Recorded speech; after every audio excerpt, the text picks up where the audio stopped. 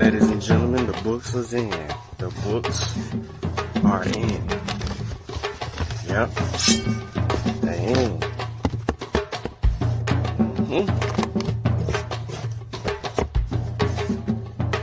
They're here.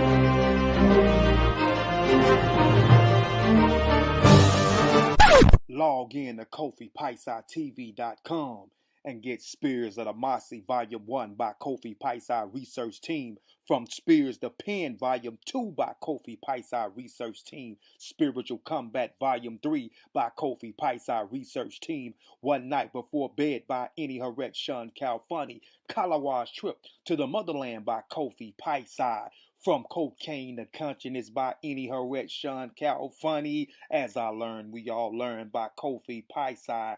Also, if you want fresh merch, go to our online store, Family Connect Apparel, and get all the brands. Also, get our 54 deck of quiz and educational cards available now on KofiPaisaTV.com. ETM Hotel, Rennie Sean. Welcome in peace. My name is Sean. I'd like to thank everybody for tuning in. Science with Sean. Please like the show, share the show. Tell a friend, tell a friend. I know it's early and y'all don't never see me doing an early show. However, it's a few things that I wanted to actually get into today before we actually dive directly into the build. I want to knock a couple of things out. Before we get started, though, you already know I forgot to do my public service announcement yesterday. So I'm trying to get back on my square regarding that. And I might rock out for a little while today. So see what's going on here. I'll hold up, wrong video.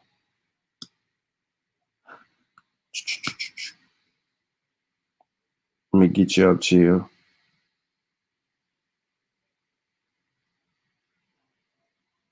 Do I want to use that one? Yeah, I can go with that.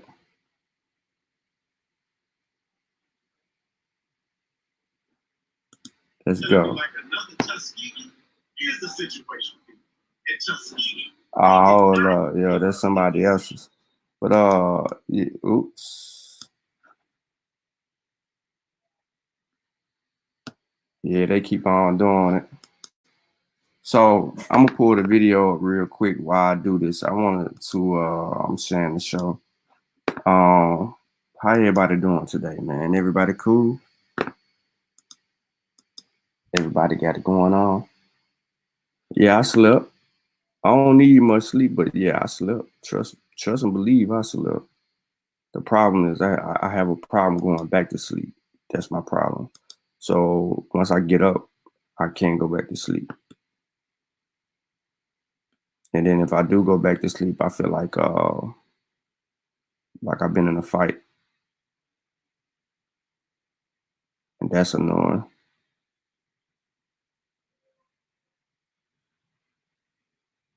Crazy D. Shout out to Crazy D. Well, yeah.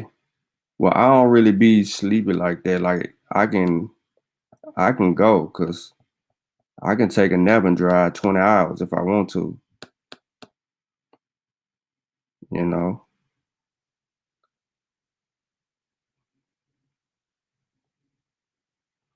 All right, so let me go over this real quick before we get going.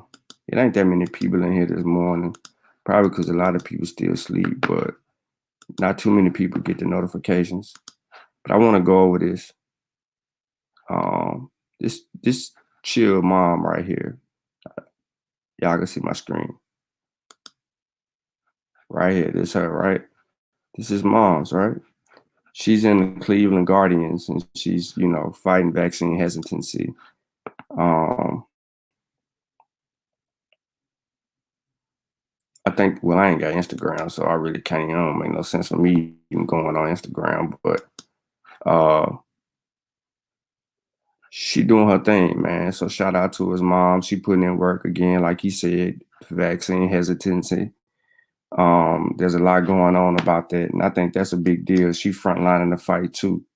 You seen her in a video, you know, trying to pull the video up. I already had this dang on video up, but the video is up, and you know, that's always positive.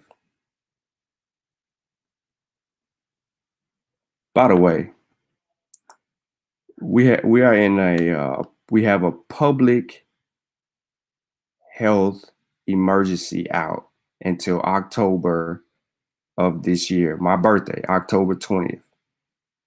Public health emergency, meaning we are pretty much in a state of emergency across the country for public health, right? So we have people who say it's their personal choice not to be vaccinated, right? If you got enough people like that talking about their personal choice, it continues to be a public health problem. So how do you weigh the option of someone's personal choice against the public? At what point do we draw a line and we say, all right, enough is enough, yo. Like, you tripping right now. You know what I'm saying? Especially when that information is coming from people who supposedly are in the field, whether you're a nurse of some sort or, whatever, you in the field.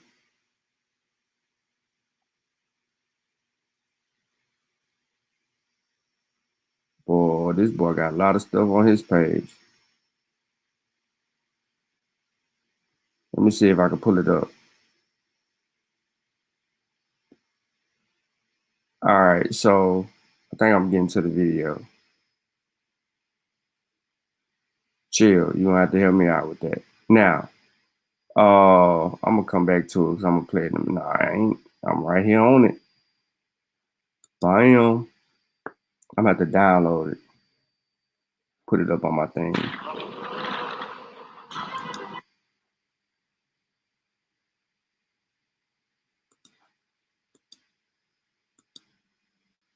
Yo. See, there goes mama. Famous, man. She's famous. Let's go. Yo, talk to me, Cleveland. Have you not had your shot yet? Really? Are you serious? I know you're worried. You're thinking it's going to be like another Tuskegee? I get it. They've been doing black people dirty for years. So why wouldn't we be concerned this time? Here's the situation, people. At Tuskegee, they did not give us the disease, but what they didn't do was give us the cure. But by not taking this vaccine, we're Tuskegeeing ourselves. The truth is, if we don't protect ourselves, nobody will. We're at over 150 million people vaccinated. And if your doctor and your mother haven't turned into zombies by now, then you won't either. The truth, man, he got his grip my head. Okay, that's it. That was no. He was Say it. No. I need to hear him say that again. Sales. The truth is, if we don't protect, there we but go. by not taking this vaccine, we're Tuskegeeing ourselves. The truth is, if we don't protect ourselves, nobody will. We're at over 150 million people vaccinated. And if your doctor and your mother haven't turned into zombies by now, then you won't either. The truth, man, he got his grip my head. Okay, that's it. That was no. He was like, I'm trying to balance you so you can hold your head. All right, so I know I didn't do this earlier, but I'm gonna go ahead and do this right now before I get into what this whole thing is about today.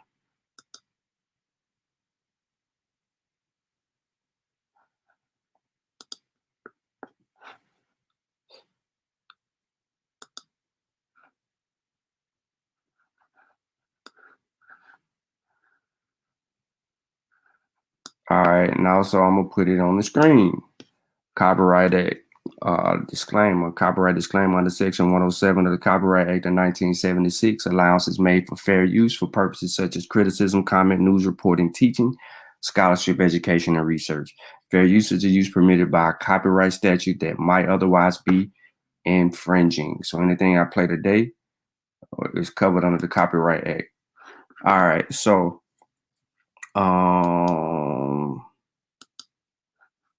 let's get into it.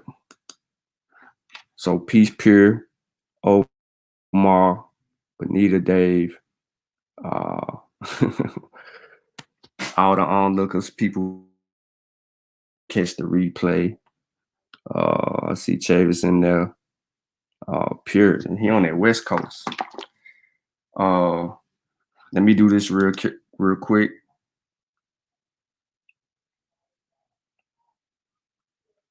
Taste the Discipline. Dynamic 3D smoothie bar, fresh fruit and sea moss. Right? This is by yours truly, Monica Lamb. Right? I got my smoothies. This is the first smoothie. Okay?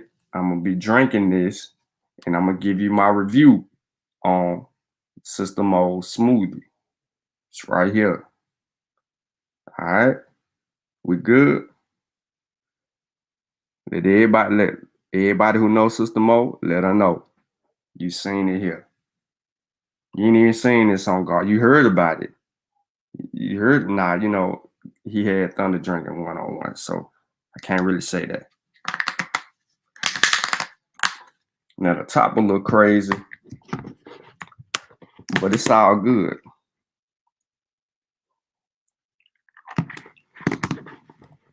You gotta shake it up because she got that sea moss and stuff in there.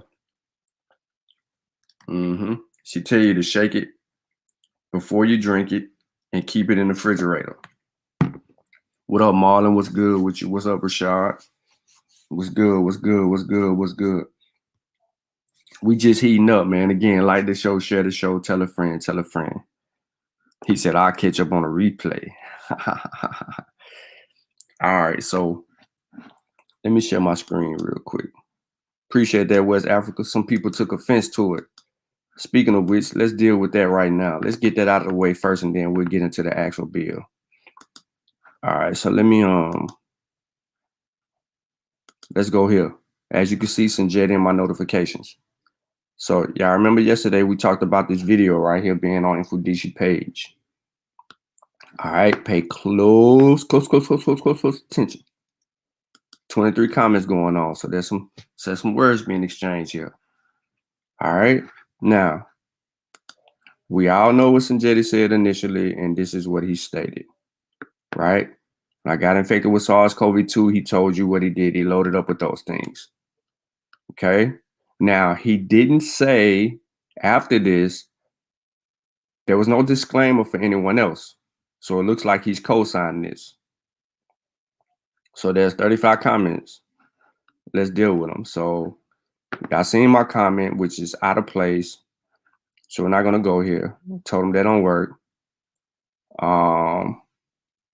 Don't worry about Taji. He cool, but sometimes he be on the crybaby stuff. Anyway, so here we go.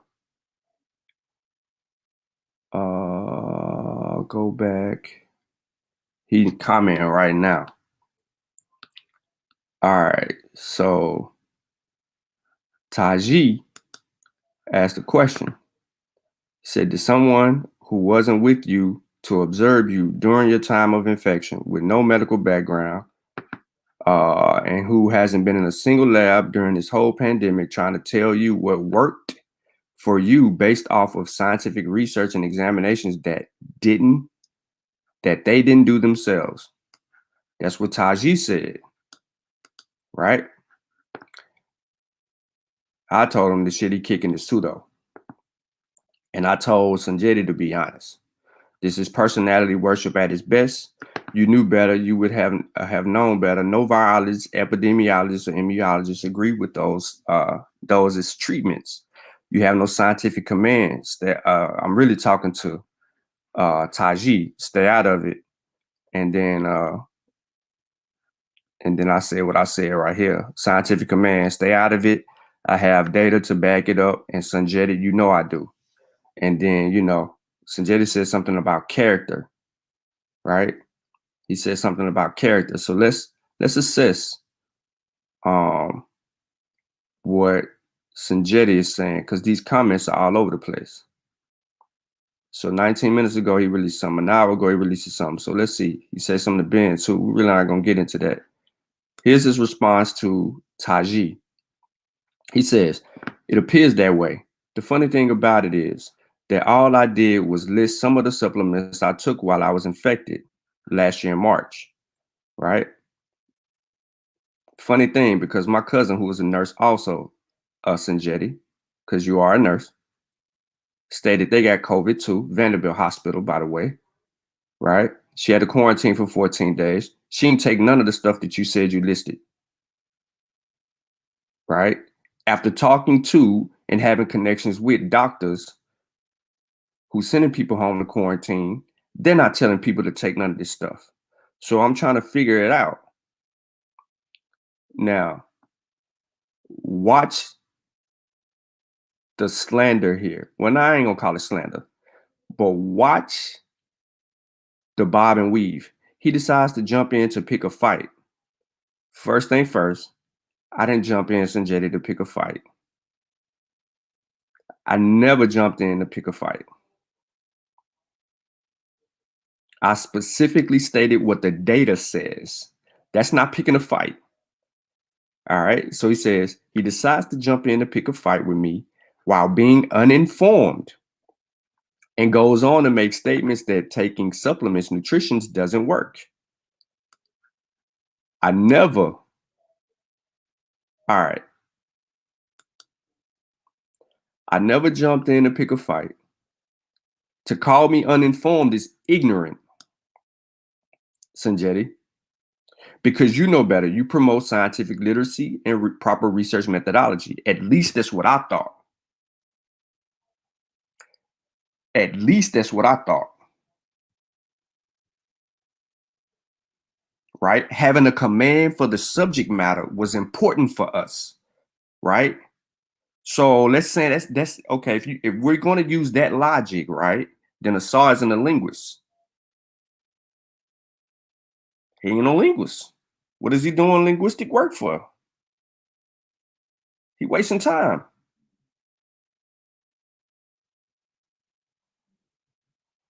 Or you're just a nurse. You have no background in any of this other stuff because nurses are limited in their research. If that's the logic that we're using. Nurses do not have access to information that other people have. You're limited and uninformed.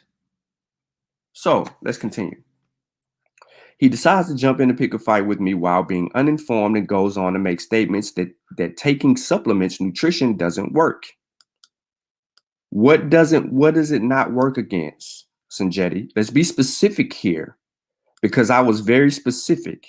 Zinc, vitamin D, selenium, and vitamin C do not have any positive outcome on symptoms. And I'm going to demonstrate that again. Now, he says this is laughable. This is why I asked him if he was joking, because I thought he was being sarcastic. Anyone whose career field is in medicine, healthcare, nutrition, etc., would dismiss his statement as worthless as the claim that the earth is flat. Him and others who are pro-vaccine to the extreme while taking an anti-nutrition stance not only have issues with the logic, but have character issues. So now I have character issues and issues with logic. And I took an anti-nutrition stance. False. I don't have issues with logic. That's false. And I don't have character issues. That's false.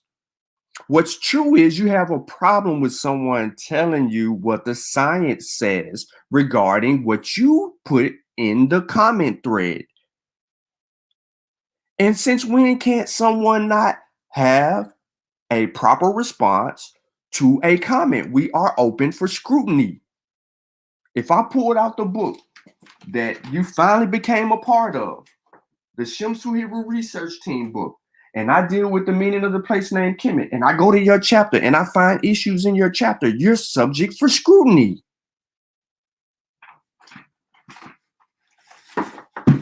You're subject for scrutiny. Most of what you did is in the back of the book is limited to a few pages. No big deal. Totally understand. You did a bunch of renditions. Got it. Got it. On it. Got it. Let's continue. You seen him comment. So the difference between him, who is me, I'm me now, and others who have to rush and do FB Live videos to get attention was never about the attention and compensate. And me is that I work on the front lines. Sanjeti. My entire family works on the front lines. There's someone in my house right now doing insurance stuff about these instruments that's going on that y'all use, that the hospitals use. Everything that you say you're familiar with, I have access to through my people. I can get those lessons, that inside information, because it's always been afforded to me. Always been afforded to me, because that's how I learn. Yeah, I sent you a text message this morning, Chill. I see you in the chat. You know what I'm saying? I just wanted to make sure that I'm on par. So I reached out to you to see if you could get Dr. Benita Cole. A couple of questions that I had for Dr. Benita Cole, just to confirm something for me, please. If you don't mind, Brother Chill, to reach out to Dr. Benita Cole. And then it doesn't matter when she responds. She's a very busy person. She's a frontline doctor, a real doctor, MD in this thing, right?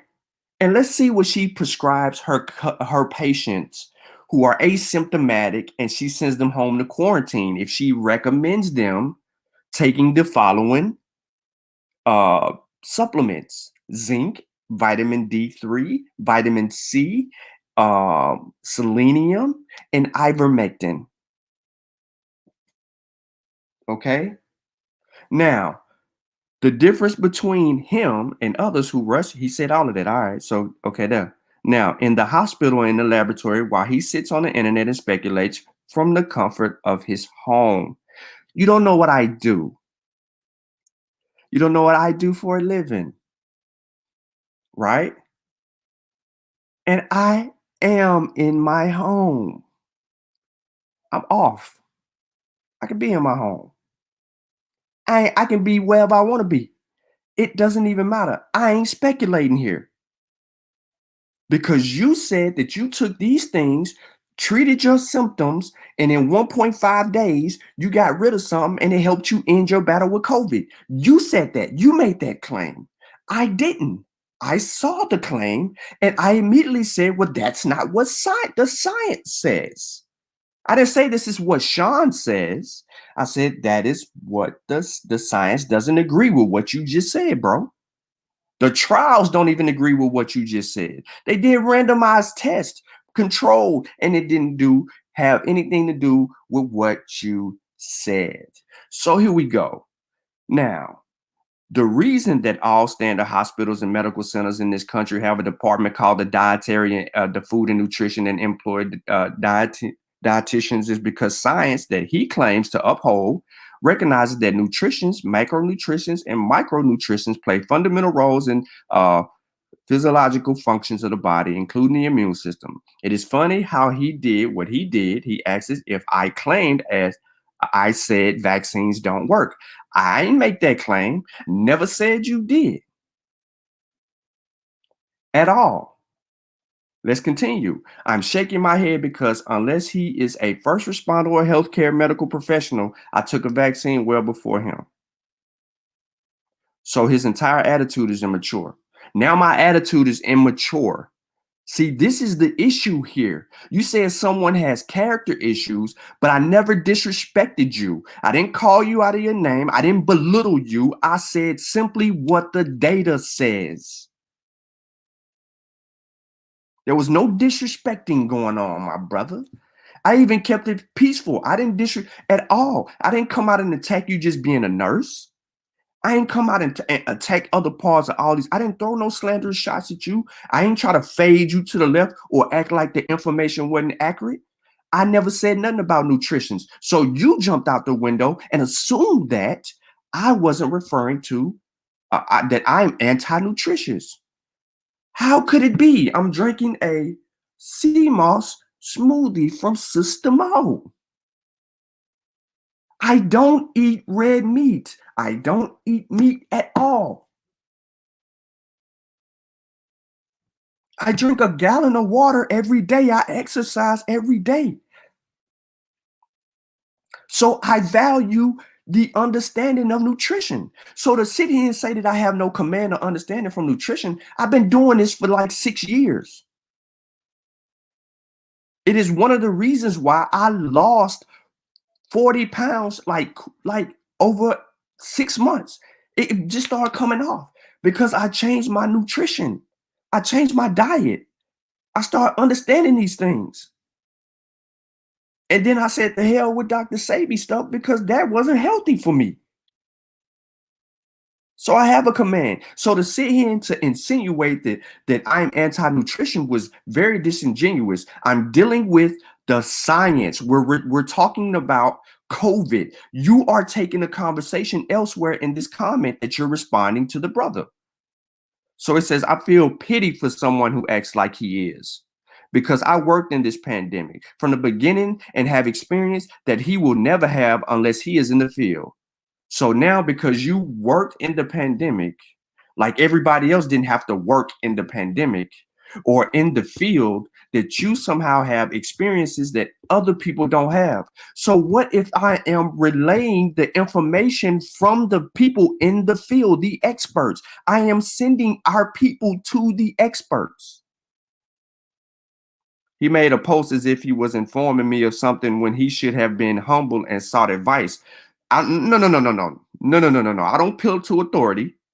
I don't appeal to authority. And then you said and you brought it back up again. Character issues. So we're gonna deal with character issues, my brother.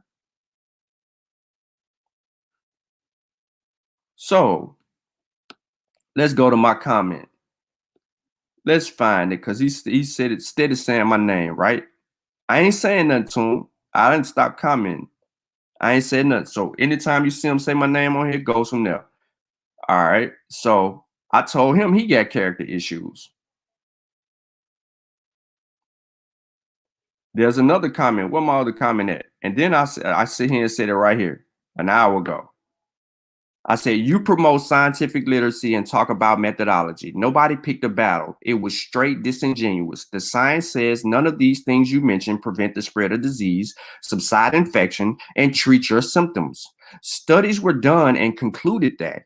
People take your word as some kind of law, and I expect more from you. It ain't about pushing vaccines as you claimed. It's about being honest. Had you stated you're not promoting this as a successful way to treat your symptoms, or had you not commented at all, then nobody would feel like you're involved. You say teaching, you're adding to, well, hold on, I missed this comment up. You're adding to the misleading. Yeah, because he said something about teaching. Now, my entire family frontline, the pandemic. That's what people don't know about me. I have access to nurses and doctors. To none of them make any mentioning of using dietary supplements as preventions or treatments. All right, let's go see where he tagged me. Right. Oh. If you felt confused by any of my statements, you asked for clarity. You jumped out there with ignorant fashion with little knowledge of full context of the statement. I expect more from you. First off, what do you think? Who do you think you're talking to? I don't answer to you because you are my elder. You are not my senior. You see what I'm saying? Look at it. I ain't even finna read all of this. I ain't even finna read all of this. So let's see who laughed. Ben laughed at him, right? So we already know what's going on. Ben gonna give him some straightening. All right. Sanjetti hid the fact that he had COVID last year from everybody. He didn't want Unc talking about it. He got mad at Unc. They argued. They had some little conversation about it or whatnot. That's neither here nor there. He telling Ben to stay out of. Ben ain't staying out of anything. All right. So enough of Sanjetti. He done jumped out the window. Like I said yesterday, he's compromised because his household forces him to be compromised.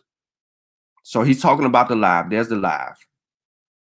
But let's go do some work right now. Let's get into some work.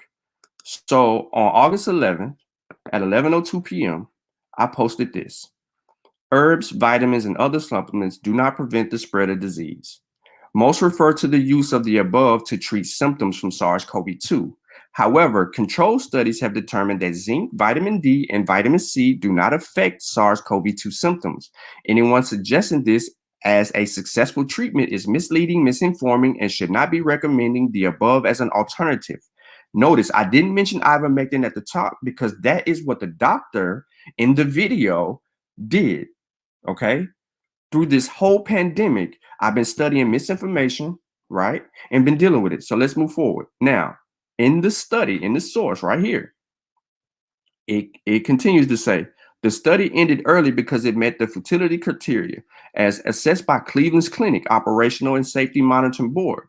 These interventions did not significantly shorten the duration of symptoms associated with the virus compared with the usual care.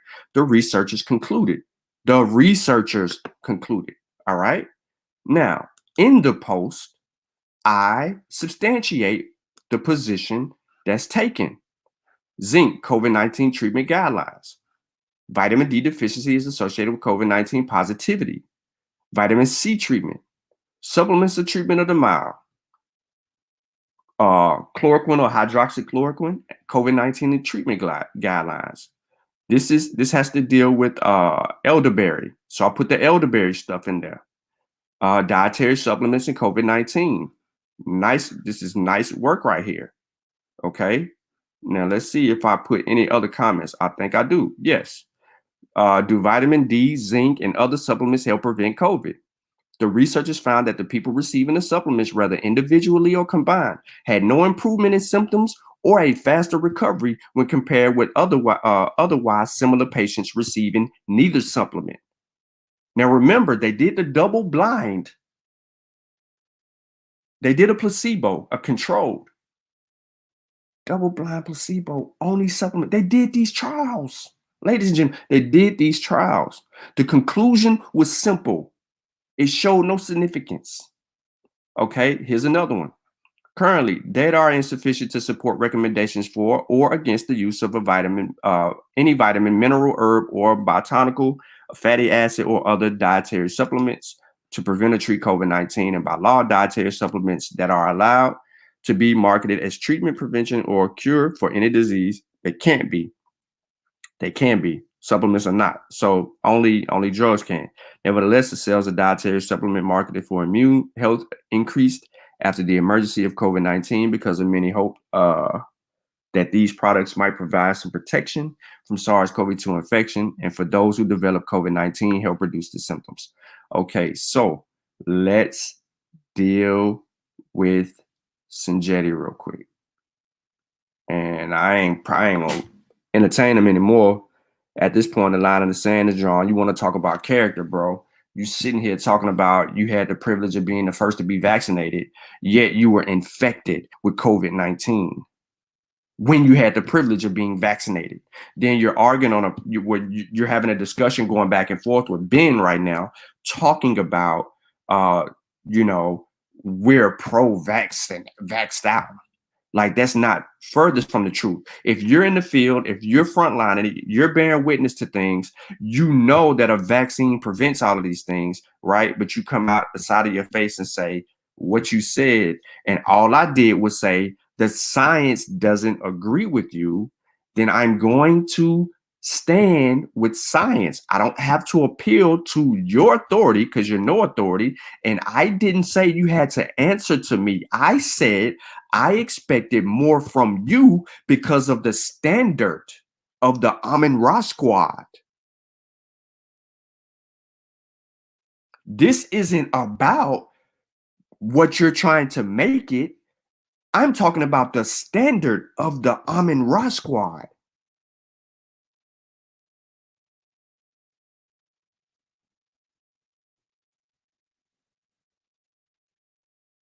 So again, thank you, brother Chill.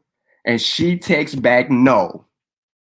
So Dr. Cole, who is in Cleveland, frontlining the fight, does not recommend zinc, vitamin D, vitamin C, ivermectin for treatment for COVID-19 at all. She ain't sending people home talking about go do this. That's another doctor. So am I going to listen to a nurse, or am I going to listen to someone in a dietary center, or I'm going to listen to the doctor? I'm going with Dr. Cole. So let's get into it, since we doing it like that. Since I'm, I have character issues. No, you have character issues, brother, because you jumped out the window and made a claim and it stated that these supplements helped you beat COVID. So let's see if these supplements helped you beat COVID. Zinc, vitamin C show no effect for COVID-19 in a small study. Published in the JAMA article. 214 persons open label experiment COVID-19 outpatients in Ohio and Florida. So they had patients in Ohio and Florida. Let's get specific here. This is my show. I can take my time. I appreciate everybody rocking out with me. I'm going to say it one more time. Dr. Cole is in Cleveland. She does not prescribe the use of vitamin C, vitamin D, zinc, or ivermectin for treatment.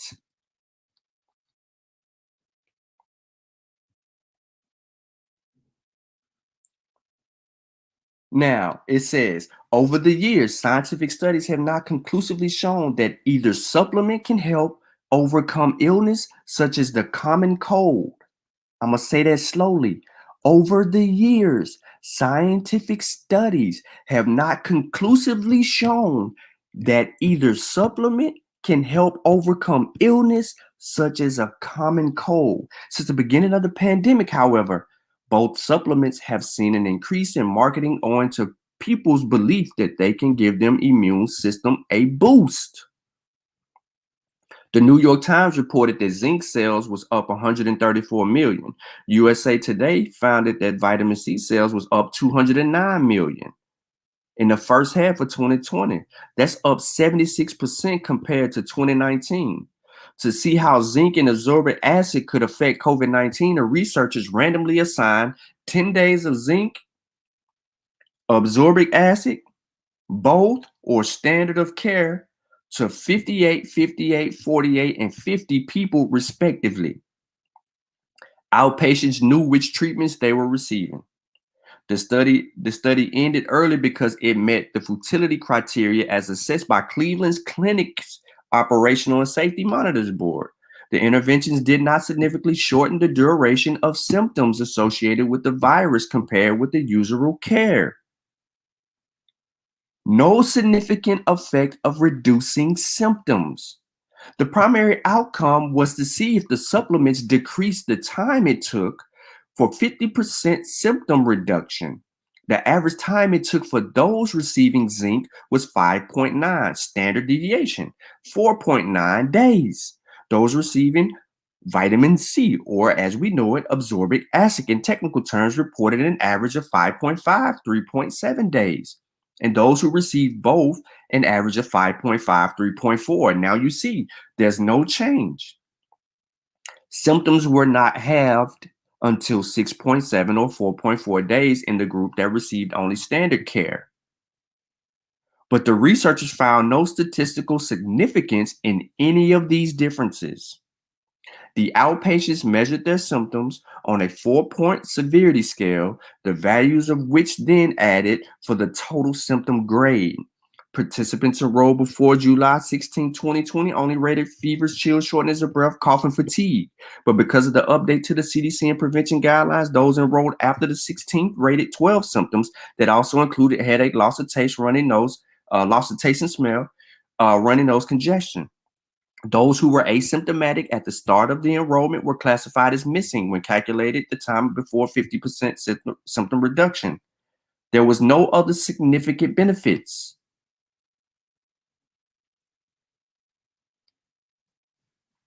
Zinc, vitamin D3, ivermectin, selenium.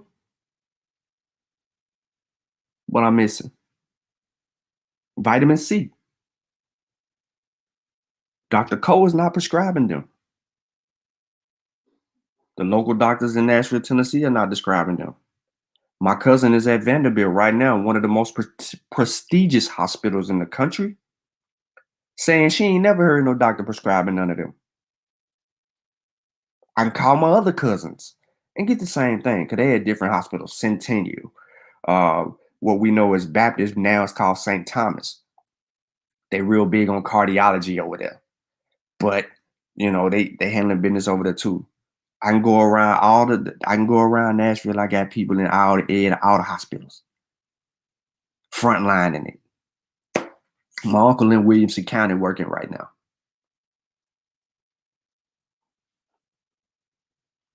Call to focus for research elsewhere. So let's move on.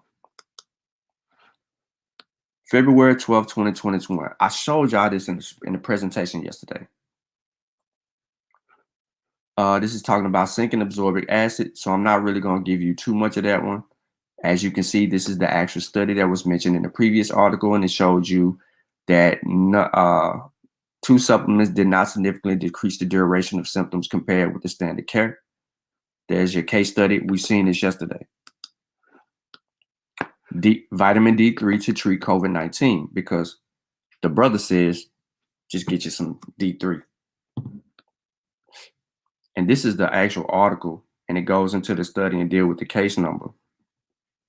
This is more lengthy, but in this one, it's more specific. See how I did that? More lengthy, more specific, because it goes right to the results. Among hospitalized patients with COVID-19, a single high dose of vitamin D3 compared with the placebo did not significantly reduce hospital length of stay. The findings do not support the use of high dose of vitamin D3 for treatment of moderate to severe COVID-19.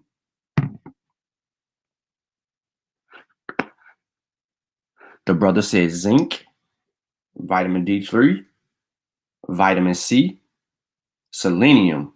He took high doses of those, spirulina, and then another one that I can't think of right now. But spirulina, that really has no effect on anything.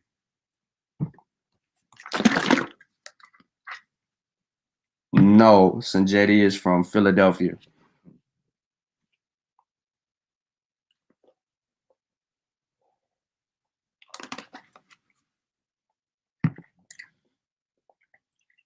Oh, my bad. Dr. Cole. She in Baltimore working. I got you. She from the land. All right. So we're going around the country with this. The point of the fact is this. Doctors are not recommending those things that are mentioned. So when I said the science says, when I disagreed on the post, it wasn't to be argumentative, and it wasn't about character, and it wasn't about starting a fight. I didn't come to start a fight. I just simply said what I stated. That proved to not work. The science says different. You asked me, was I joking? I said, no, I'm dead ass serious. I said, I'm dead serious. We have studies. We have controlled studies. Studies was randomized. They even use a placebo.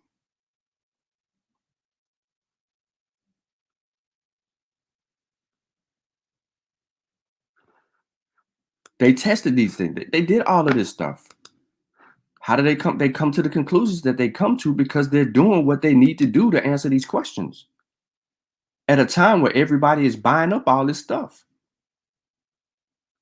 They're doing what they needed to do.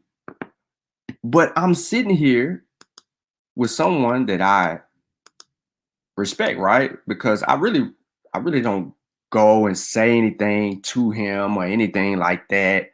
You know what I'm saying? You know, Sinjetti speaks, you listen, you know what I'm saying? Because you respect him. You know, you think that he has a certain level of character, dignity, and so on and so forth. But in this instance, it looked like he was co-signing the video, which he said he agreed with most of what the dude said. So the rest of the conversation that's happening right now is really irrelevant. I didn't make the video for you, Sinjetti. I made the video to educate everyone else who may be watching that conversation on dude's page and wondering, so I can just do that? That's not a solution to the problem because now you're susceptible to reinfection and you still ain't stopped the spread of disease. So what does your blood work say? After you did all of that and you stopped it and you subsided it, your symptoms subsided after a few days and all of this stuff.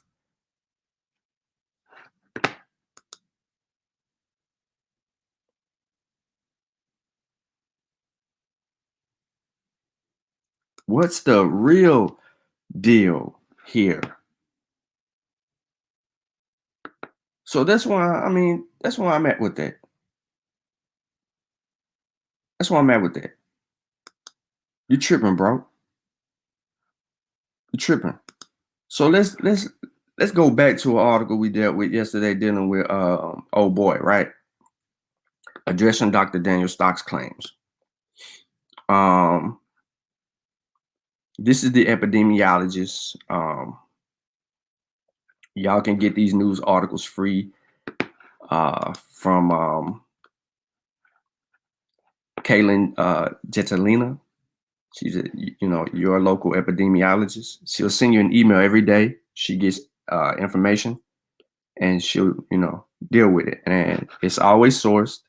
So it'll take you the information where you can substantiate the information.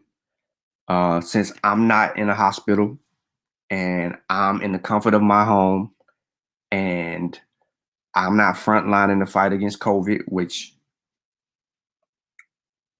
I'm not, I'm gonna send you to the experts. So since I'm not frontlining it and I have access to be able to research my way into the conversation to help frontline the fight to stop the spread of a virus that has caused a public health issue, emergency, not issue, emergency, my bad. My participation in this is also warranted. If it's not, I don't have to say nothing. I can let all of this go on and everything can go the way that it's going. But I didn't. I decided to step up in the name of science and help advocate and fight the fight to get our people the correct information. Because had somebody not said anything, right, and we just let that go, we let it go, people will be like, oh yeah, I'm just doing what he doing. But have you thought about the people who may have an allergic reaction to vitamin D3, vitamin C? I asked this yesterday. I'm not going to tell people to go take these supplements and I don't know if they work. All I can say is I got some help from, I was just trying to load up on these things to try to help me, but I don't know if, if that's what worked. It could have just been rest. It could have been mental, because most asymptomatic people don't even have any symptoms. Most asymptomatic people get mild, get some little symptoms that subside over a few days. So had you just been like my homeboy Michi, when he had COVID and they sent him home to quarantine, he was drinking orange juice, right? Because that's what everybody was drinking. He said he was drinking orange juice. He wasn't drinking water. It really wasn't too much water stuff going on, just fruit juices. He said that he was taking like Theraflu. He was taking Theraflu because he was having chills, aches, and pains, and couldn't sleep. But his symptoms his symptoms was out like 7 or 8 days. He was going through that. He told me he took something else. Because he was just doing some at home stuff, just trying to treat it. But about the 10th day, all his stuff started subsiding. And then, he had to pass 3 tests. He had to have 3 negative tests for him to be able to return to work. My other friend, Avery, he had it. He had severe responses from it. They sent him home. He wasn't taking no zinc and all this all other stuff. He wasn't doing any of that. But he did go to the emergency room 3 times. Right? So he received medical treatment at the hospital the 3 times that he went. And then on the third time, they kept him, gave him a lot, fed him like the oxygen and all of that stuff. He was getting the oxygen. Well, I say fed, sorry, but he was on the oxygen and all of that. And then his symptoms subsided. He had that battle for about 10 days, and then his symptoms subsided. He returned home, and when he returned home, the issue that he had initially was that he had problems speaking for long periods of time. So if he had to carry a conversation, or where he had to lead a conversation, and it was like 3 or 4 minutes, or maybe even 5 minutes, he couldn't talk without having to breathe to catch his breath and then continue his conversation. So after about a minute or two of talking, he had problems trying to catch his breath and stay within the conversation. So he had some lingering effects that subsided after that, but he still had lingering effects. See, what happens is with the asymptomatics that they sent home that ended up, whose symptoms subsided, we don't know the long-term effects.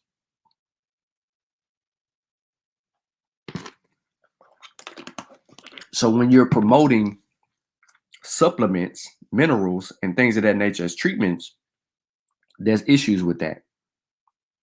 So I pulled this back up because you might not want to hear it from me, but an epidemiologist seems to agree with what I'm saying.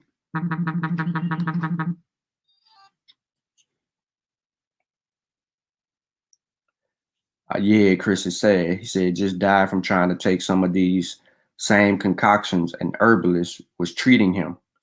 That's what I'm saying. See, Sanjetti, how irresponsible that is. But yet I'm trying to fight you. I know for a fact I didn't come to fight you, bro. I only made the video because I already was dealing with the things that you already had mentioned. So let's get this clear. You mentioned some of the same things that Dan Stock mentioned in the video. So really, in addressing Dan Stock, I was also addressing you, yes. So don't get your ego boosted thinking that it was just really all about you. No, Dan Stock was the motivation behind it because you agreed with some of the stuff he's saying. So now I'm trying to figure out which one of these you agree with, because everything you mentioned don't work. So in this article, right, which is in the previous video that we did yesterday, there's a lot of information regarding the claims that was made by the guy dealing with the respiratory issues, the mask, Vitamin D, as you can see, splashed all over the place right here. How seasonal things going on, you know, when people are supposed to be sick, when they ain't supposed to be sick. Regarding all of this, this is vital information that helps stand on exactly what I've been saying. And there's more, actually. There's really more. And I don't want to reread this because we've already dealt with this yesterday, and I don't want to get into a whole nother dialogue about it. So the point for points that was here is that she ain't recommending no dang on. Stock then claimed the trifecta of vitamin D, ivermectin, and zinc to treat 15 patients. The issue is that given any representative sample of 15 people in the US population, the most probable outcome of COVID-19 is recovery. So these data are not meaningful beyond the fact that this is, what did I say? What did I say? The anecdotal what? That's what I called. I called it. It's just that. Furthermore, recent data has emerged to indicate that much of the positive data regarding ivermectin may be the result of fraud. I can find no data of reasonable quality of the value of zinc as a therapy in COVID-19. Stock always says the vaccination is appropriate only if there is no treatment. Vaccinations is a preventative measure, not a treatment.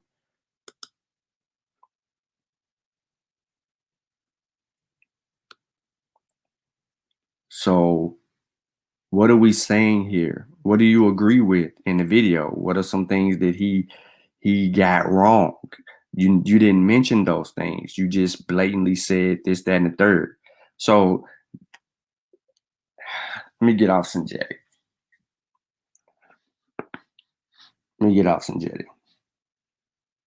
Because right now I know that him and Panther going back and forth, and Panther ain't having none of it. Panther in the field himself too.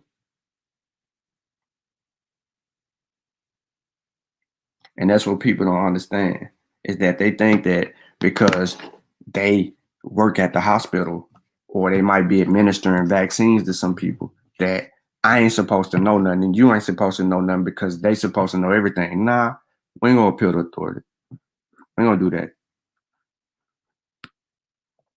We're not even gonna insinuate that in it either. So let's move on.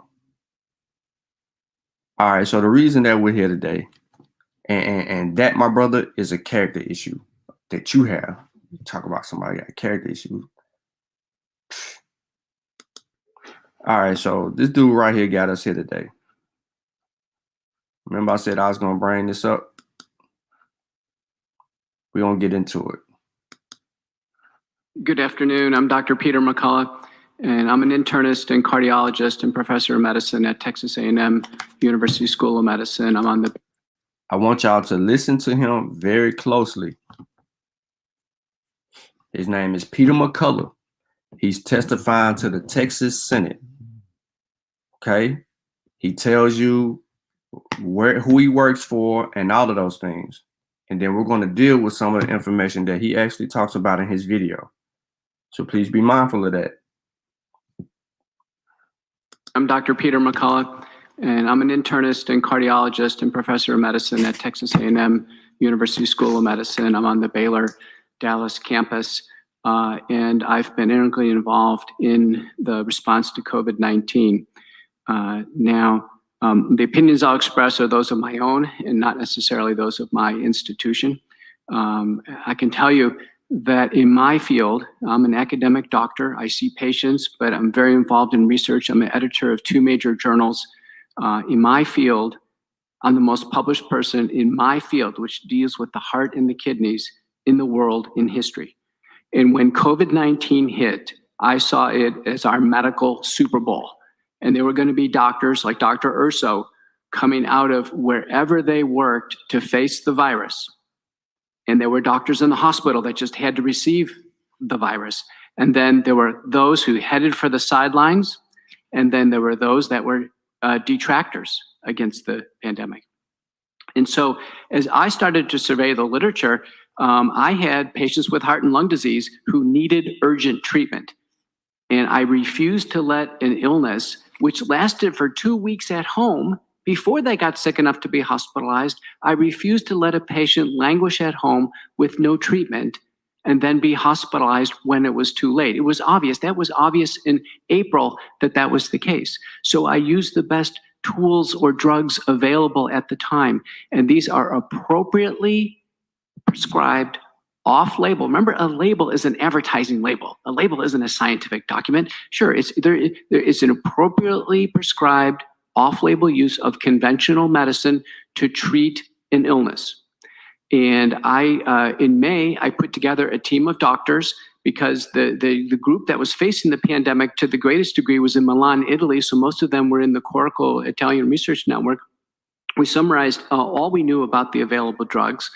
And we published our findings in the August 8th issue of the American Journal of Medicine. And the title of that paper was The Pathophysiologic Basis and Rationale for Early Ambulatory Treatment. And it had a premise. There's two bad outcomes to COVID-19, hospitalization and death.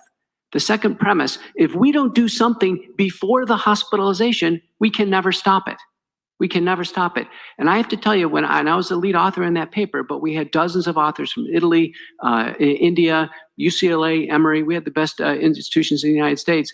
I can tell you the interesting thing was there was 50,000 papers in the peer-reviewed literature on COVID. Not a single one told a doctor how to treat it. Not a single one. When does that happen? I was absolutely stunned. And when this paper was published in the American Journal of Medicine, it became a lightning rod. Oh my gosh, it became the most cited paper in basically all of medicine at that time. The world started, and boy, the world started knocking on my door. And I said, oh my Lord, I just can't believe what became untapped. And I had never been on social media before.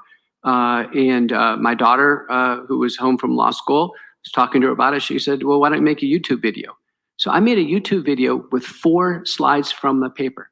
This is a peer-reviewed paper published in one of the best medical journals in the world. 4 slides. I even wore a tie and a suit, and she showed me how to record it in PowerPoint, and I posted it on YouTube. It went absolutely viral.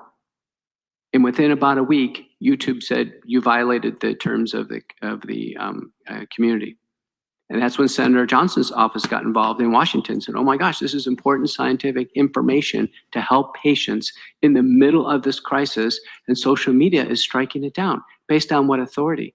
Well, one thing led to another, and I became the lead witness for the U.S. Senate testimony of November 19th, 2020. And the reason why there was Senate testimony is because there was a near total block on any information of treatment to patients. A near total block. And so what had happened over time is that we had gotten into a cycle in America of no information on treatment. Patients actually think that the virus is untreatable. And so what happens is they go out to get a diagnosis. Now, I'm a COVID survivor. My wife in the galley is a COVID survivor. My father in a nursing home is a COVID survivor.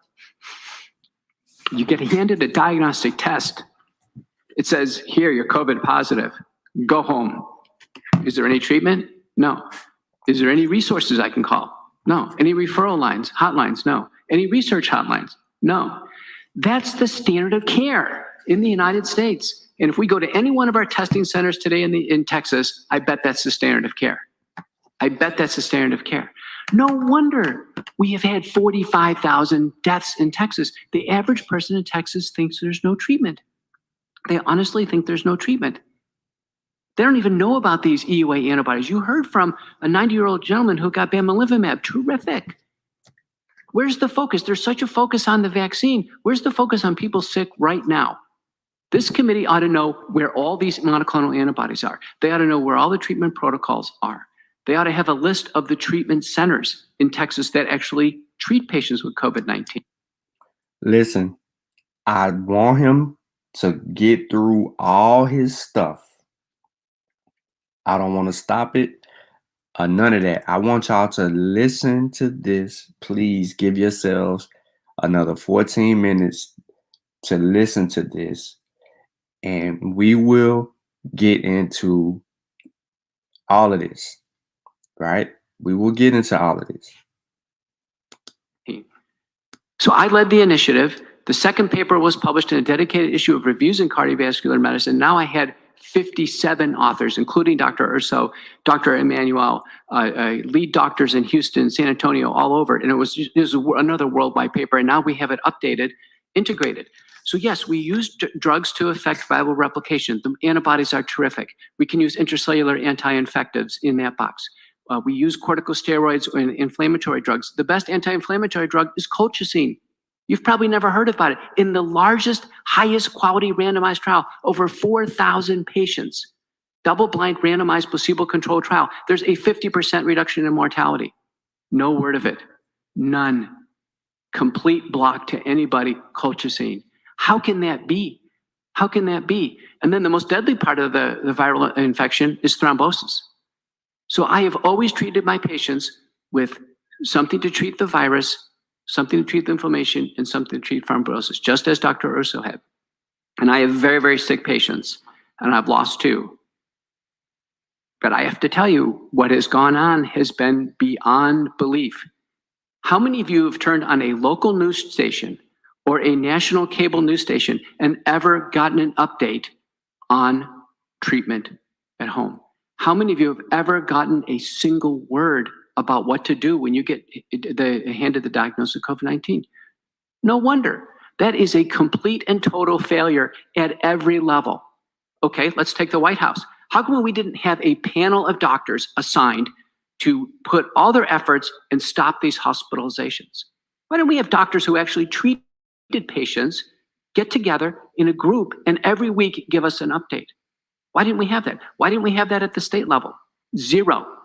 Why don't we have any reports about how many patients were treated and spared hospitalizations? From all the, I listened to 6 hours of testimony today. 0. 0. We have a complete and total blank spot on treatment. It is a blanking phenomenon. At least in the United States, there's some heroes. Now, the American Society of Physicians and Surgeons took the lead. They're the group. They've identified 35 treatment centers in Texas. They know who they are. They have emergency hotlines. They helped Dr. Hall put together this very brief pamphlet, but there's more an extensive one. We can pass it around to everyone that at least gives people half a chance to find out about information, okay? This is a complete and total travesty to have a fatal disease and not treat it. Now, the National Institutes of Health and the Infectious Disease Society of America started putting out guidelines in the treatment of COVID-19, and to this date, they nearly exclusively deal with the hospitalized patient. The 2 papers that I have published as the lead author and supported by wonderful people by Dr. Urso are the only publications in the peer-reviewed literature that tell doctors how to treat COVID-19 as an outpatient based on the support of scientific information. The only 2. The home treatment guide by the American Physicians and Surgeons is the only source of information available to patients on how to treat COVID-19 at home. The only source. So what can be done right here, right now? There's going to be more people that die in Texas, and it's an absolute tragedy. How about tomorrow? Let's have a law that says there's not a single result given out without a treatment guide and without a hotline of how to get into research. Let's put a staffer on this and find out all the research available in Texas, and let's not have a single person go home with a test result with their fatal diagnosis, sitting at home, going into 2 weeks of despair before they succumb to hospitalization and death. It is unimaginable in America that we can have such a complete and total blind spot. I blame the doctors for not stepping up. Where was the medical society stepping up and putting effort on this? How about from the federal and state agencies? There never was a single bit of group collaborative effort to stop the hospitalizations. Nobody even kind of thought about it. Bob Hall had me on a teleconference in April or May, and we're like, wait a minute, how come, where's UT Southwestern? I'm a graduate of UT Southwestern. Where's A&M? Where's the rest of the universities? How come we're not stopping this? How come we are not stopping this? But it gets worse, because in the paper I published in December of 2020, you know what he did? I had a terrific doctor from Brazil. We went through country by country by country and just asked the question, what are other countries doing? When was the last time you turned on the news and ever got a window to the outside world? When did you ever get an update about how the rest of the world is handling COVID? Never. What's happened in this pandemic is the world is closed in on us. There's only one doctor whose face is on TV now. One, not a panel. Doctors, we always work in groups. We always have different opinions. There's not a single media doctor on TV who's ever treated a COVID patient. Not a single one. There's not a single person in the White House task force has ever treated a patient. Why don't we do something bold? Why don't we put together a panel of doctors that have actually treated outpatients with COVID-19 and get them together for a meeting? And why don't we exchange ideas? And why don't we say how we can finish the pandemic strongly? Isn't it amazing? Think about this. Think about the complete and total blind spot. So what happened? I can tell you what happened. What happened in around May, it became known that the virus was going to be amenable to a vaccine. All efforts on treatment were dropped. The National Institutes of Health actually had a multi-drug program. They dropped it after 20 patients, said we can't find the patients. The most disingenuous announcement of all time. And then warp speed went full tilt for vaccine development. And there was a silencing of any information on treatment. Any. Silencing. Scrubbed from Twitter, YouTube. Can't get papers published on this. We can't even get information out in our own medical literature on this. There's been a complete scrubbing. So this program has been one of try to reduce the spread of the virus and wait for a vaccine. And when we vaccinate, all efforts have to be on vaccination. And probably I had 4 hours of vaccination on here. Think about it as we sit here today, the calculations in Texas on herd immunity. The calculations are we're at 80% herd immunity right now with no vaccine effect, 80%. And more people are developing COVID today. They're going to become immune. People who develop COVID. The man said they had 80% herd immunity. You heard him. He said they had 80% herd immunity. Now, I'm going to let him run amok. But I had to stop him because B. Lou, I was reading your comments and stuff, and I wanted you to just have some patience. Have some patience. You got to hear this man through. Texas on herd immunity. The calculations are we're at 80% herd immunity right now with no vaccine effect, 80%. And more people are developing COVID today. They're going to become immune. People who develop COVID have complete and durable immunity.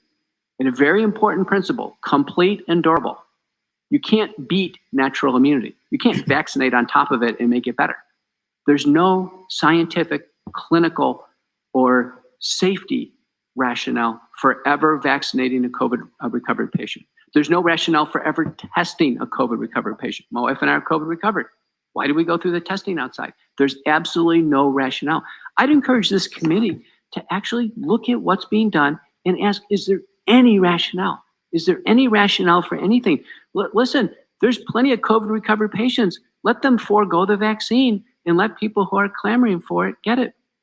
But at 80% herd immunity, in the vaccine trials, fewer than 1% in the vaccine and the placebo actually get COVID, fewer than 1%. The vaccine's going to have a 1% public health impact. That's what the data says.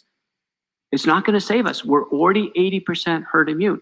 If we're strategically targeted, we can actually close out the pandemic very well with the vaccine, but strategically targeted. People under 50 who fundamentally have no health risks, there's no scientific rationale for them to ever become vaccinated. There's no scientific rationale. One of the mistakes I heard today as a rationale for vaccination is asymptomatic spread, and I want you to be very clear about this. My opinion is there is a low degree, if any, of asymptomatic spread. Sick person gives it to sick person. The Chinese have published a study, British Medical Journal, 11 million people. They try to find asymptomatic spread. You can't find it. And that's been, one of important pieces of misinformation. When Senator Hall called a conference call of what should we do in the Capitol when we reopened, I said, you know what? You know what we do at Baylor? You walk in and they zap your temperature. You got a temperature check and go in. I mean, do we test everybody who walks into the Baylor Hospital? No. Are they a lot sicker than everybody in this room? You better believe it. So why would we do something here at the Capitol that has absolutely positively no scientific rationale and then do it in this context?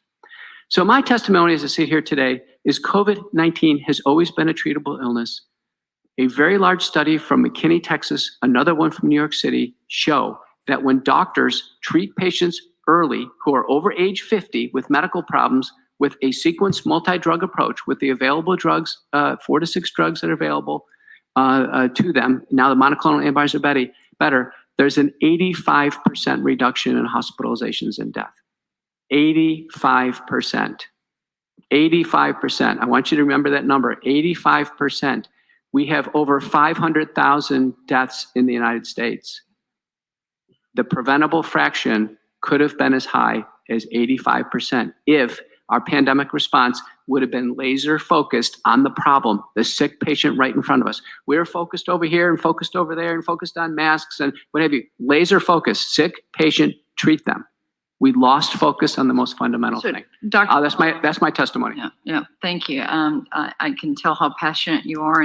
All right, so I ain't got to run the rest of that real quick. So now we heard the doctor's argument.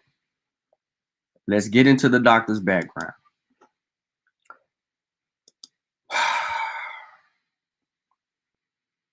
Lawsuit. Doctor using old Baylor affiliation while dishing COVID vax falsehoods. Baylor Scott and White Health sued a former employee and cardiologist. He's a cardiologist. Okay, if you need to know what a cardiologist is a doctor who specializes in the study of treatment of heart disease and heart abnormalities. Now, why is a cardiologist speaking of things in the wrong field? Let's find out. Peter McCullough, MD, last week alleged that he illegitimately affiliated himself with its facilities when promoting controversial views about COVID. 6 months after McCullough's employment had ended, he continued to use his former professional titles, such as Vice Chief of Internal Medicine at Baylor University Medical Center, in media interviews in which he spread his opinions about the pandemic. The lawsuit alleges. So there's a lawsuit, okay? 6 months after employment had ended, he's been fired. He hasn't been a member of Baylor University's Medical Center for 6 months. So the lawsuit alleged. Here's the lawsuit. Case number DC 21-09699. Filed 7/28/2021 at 8 a.m. in Dallas, Texas. Baylor Scott and White Health versus Peter McCullough, MD. All right. It says that the plaintiff, which is BSWH, filed the original petition application temporary injunction against the defendant, Dr. McCullough, and respectfully show the court as follows. In the introduction, this February, plaintiffs and McCullough reached a bargain for a confidential separation agreement in February, in which McCullough agreed not to state that he is employed by or affiliated with plaintiffs after departing his employment. It now appears that McCullough has breached this key term of his separation agreement dozens, if not hundreds, of times since then by impermissibly, improperly, and inaccurately claiming that he is affiliated with the plaintiffs in media interviews, online biographies, and elsewhere. All right, they continue to say the BSWH and HTPN filed this suit to enforce the terms of the separation agreement that prevent McCullough from improper use of titles and claimed affiliations that have already confused the media and medical community and the public. As the parties expressly contracted in the separation agreement, injunctive relief is appropriate to address a breach by McCullough. According to BSWH and HTPN, asked for temporary injunction relief to prevent McCullough from further misuse of titles and claimed affiliations in addition to damages as stated herein. I don't want to go through the whole thing. I do have this document in the description of this video, so you actually can pull from that if you want to go further and take a look at the rest of the actual claim. It's 13 pages, not a lot of reading to do. The words are pretty big on here, so you can kind of get through this. All right, so I do want to address some of the facts stated. Okay, I'm gonna come back to it. All right, so since McCullough entered a confidential employment separation agreement with Baylor in February, the cardiologist has conducted Dozens, if not hundreds, of media interviews is what we read in the thing. Now, the lawsuit first reported in the Dallas Morning News stated that Baylor received several inquiries expressing confusion about McCullough's employment and affiliation status, matters that the separation agreement were meant to clarify, it said. This ongoing confusion regarding McCullough's affiliation and whether plaintiffs support his opinion is exactly what plaintiffs bargained to avoid in separation agreements, the lawsuit stated. The plaintiffs added that McCullough's continued affiliation is likely to cause irreparable reputational and business harm. Now, they go on and say that McCullough, has spread misinformation about COVID-19 vaccines and treatment. He has claimed that there is no scientific reason for healthy people under 50 and those who have recovered from COVID to get the vaccine, and has asserted that 50,000 Americans have died from the shots. According to VAERS, there have been 6,490 deaths after COVID vaccination, and it is unclear if the immunizations were the actual cause of death in the cases. I don't know how you got to 50,000. McCullough also under fire for promoting the use of hydroxychloroquine to treat COVID. McCullough, in which he promoted the use of anti-malarial drug for early outpatient COVID-19 care. Randomized controlled trials have repeatedly shown that hydroxychloroquine is not effective to treat or prevent COVID-19. In a statement with MetaPage, McCullough's attorney, Clinical Mickle, said that the Baylor lawsuit is frivolous, is driven by a current political landscape. As the lawsuit has filed the same Baylor announced it would be mandating COVID-19 vaccines for employees. This is a political motivated attempt to silence McCullough, says his lawyer. He added that McCullough did not state in any interviews that he was employed or affiliated by Baylor, but because of the history with the health system, media sources have erroneously affiliated him with it without his consent. There's a motion filed, of course, for a restraining order against McCullough. This is not a free speech issue or trifling dissent. McCullough can offer his opinions to whomever he wants, says other people. So let's go fact check the cardiologist. Well, first of all, Vincent Racaniello has addressed the cardiologist in a recent 12 show. He makes mentions, but he doesn't say his name because he doesn't want to give him any credibility. But he says, who are you getting your information from? A cardiologist or a virologist? Now, the video of cardiologists claim that there is no reason for healthy people under the age of 50 who recover from COVID-19 to be vaccinated against has been viewed hundreds of thousands of times on social media. As you can see, it's claimed people under 50 who fundamentally have no health risk, there's no scientific rationale for them to ever become vaccinated. You see this, the video? I played it for you. You watched the 15 minutes. You've seen it. All right. The video, March 10, 2021 testimony was shared on Facebook and Associated Physicians 200,000 times. The video also was shared various websites, short clips, testimonies circulated, French subtitles.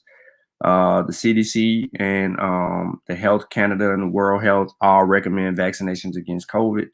As of April 9th, there was 560,000 people in the United States and 23,000 people in Canada have died from COVID. Multiple COVID-19 vaccines administered in trials and around the world. Inaccurate claims about the shots are spreading across the internet. We know this. More than 174 million people have received at least one dose of the vaccine. We know that 7.4 in Canada. So below, AFP fact check examines 3 false claims made in McCullough's video. Healthy people under the age of 50, which is one of them.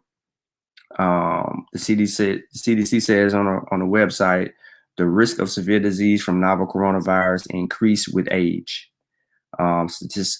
Statistics show this. And then on March 26th, an article in Science also found by mid-August 2020, the resurgence in the United States was largely driven by adults between 20 and 49 years of age. So on the 26th of March, an article was published showing people, right, that the United States, the resurgence was driven by that. Now, Olivia Swartz, head of a virus and immunity unit at Pasteur Institute. It is obvious that people under 50 who are in good health should be vaccinated because they can still be affected by the disease.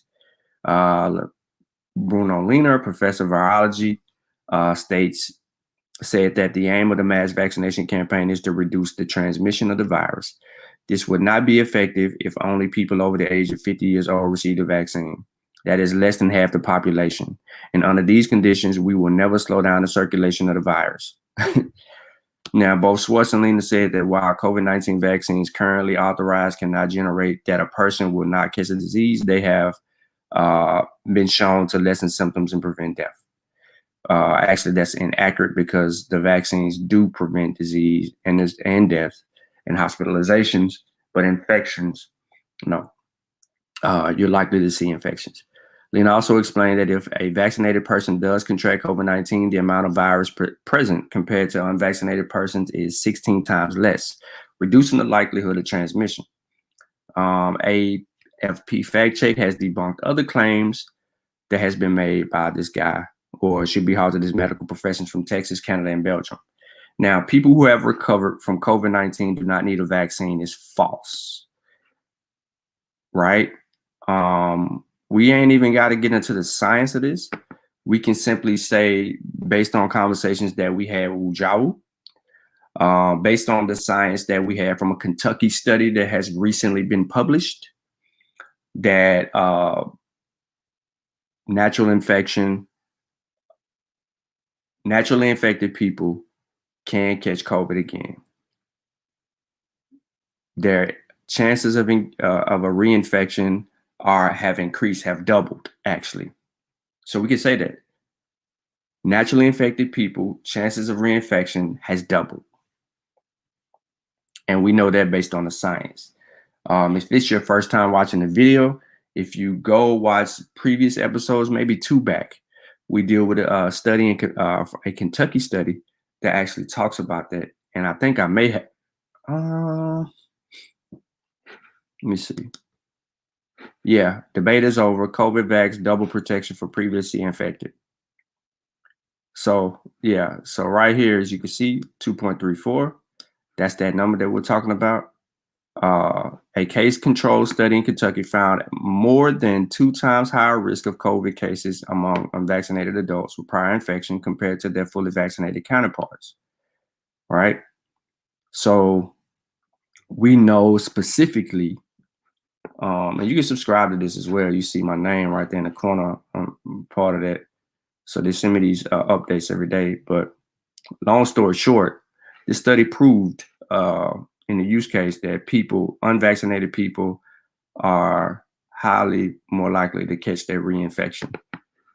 All right, so let's continue the fact check. Now, no evidence of asymptomatic spread of COVID-19. That is false. I ain't got to get into all of this. I can tell you it's false from the simple fact that asymptomatic people shed the virus. We talked about viral shedding yesterday, just briefly. You might even see viral shedding in articles. So Stockton references mumps outbreak and claims that the outbreak was caused by vaccinated people shedding. So you see shedding mentioned here is because once you're infected with a vaccine, you go through a period of viral shedding. We mentioned this on a previous show, but for people who are unfamiliar with the channel and may have just recently subscribed, or may just be tuning in because somebody shared a video with you. This is a definition of viral shedding, according to newsmedical.net. Throughout this ongoing process, infected individuals who may not yet be experiencing any of the viral symptoms are shedding viral particles while they talk, exhale, eat, and perform other normal activities. Okay. Let me see if it gets any more specific than that. But the virus shedding can last for quite some time. Okay. Look, viral shedding of SARS-CoV-2 has been found to have a medium duration between 12 to 20 days, with a persistence that can reach up to 63 days after initial symptom onset.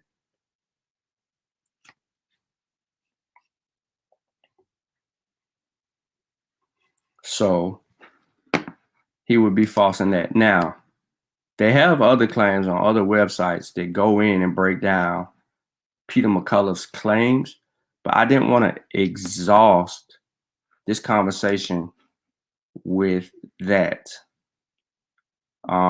So yeah, this guy's been unemployed for 6 months, but yet he's holding a there you go, my bad. He's, on March 11th, which he was fired at this time. And look, this thing's got 1.2 million views. He was no longer employed with Baylor. And what does he say at the beginning of this? Good afternoon. I'm Dr. Peter McCullough, and I'm an internist and cardiologist and professor of medicine at Texas A&M University School of Medicine. I'm on the Baylor Dallas campus, and I've been integrally involved in the response to COVID-19. Now, the opinions I'll express. So, even in his opening statement, he violated his agreement because he's not affiliated. And March 11th, he's nowhere affiliated with Baylor Scott White Health and whatever. He's not affiliated at all. So that's something for them to work out. It's none of my business to deal with some of the things that he said in the actual video. We kind of dealt with that. Initially, he was starting off okay. He wasn't insinuating not for people to not to get vaccinated. And B. Lou was in the chat. He was following along, and he was okay with some of the things the doctor said. And then, whoops, around that 10-minute mark, the doctor started going downhill with the claims, and everybody knew that it was an issue at that point. Then, who follows the science and is very familiar with what's going on. So,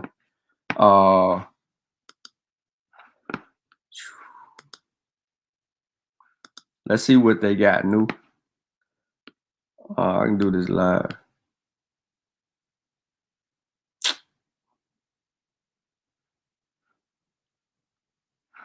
All right, so nothing too new at this moment, but I get like updates all day. But yeah, so that's pretty much it. I wanted to actually come out and talk about this guy. He is making headway. He is, some people may be sharing it, some people may not. But it is what it is with the guy. Let's take a look at, let's see if we can come up with some other stuff that Peter McCullough has said real quick. Give me a second. On my StreamYard go. What up, Zane? All right, so we already dealt with this one. All right, this is a good site, health feedback. Vaccines are a safer alternative for acquired immunity compared to natural infection, and COVID-19 survivors benefit from getting vaccinated, contrary to claims made by Peter McCullough. So his claim is right here. COVID-19 vaccines cause over 4,000 deaths. Survivors can't get the virus and don't need to be vaccinated. Natural immunity trumps vaccine immunity. Spike protein from the vaccine is dangerous. It's inaccurate. The case of reinfection in COVID-19 survivors were documented. Therefore, it's a false claim. They did a phase 3 clinical trial for the vaccine authorized by the FDA, which assesses the safety and efficacy. Misleading. While infections tend to grant better immunity than vaccinations most of the time, getting the disease is associated with a higher risk of death and health complications. Vaccines generate immunity in people while avoiding the risk associated with disease itself. The amount of spike protein generated by COVID-19 vaccinations is too low to cause damage. And then they get specific and deal with the full claim and then review the entire body of this claim. You're going to see this method pretty much in my book.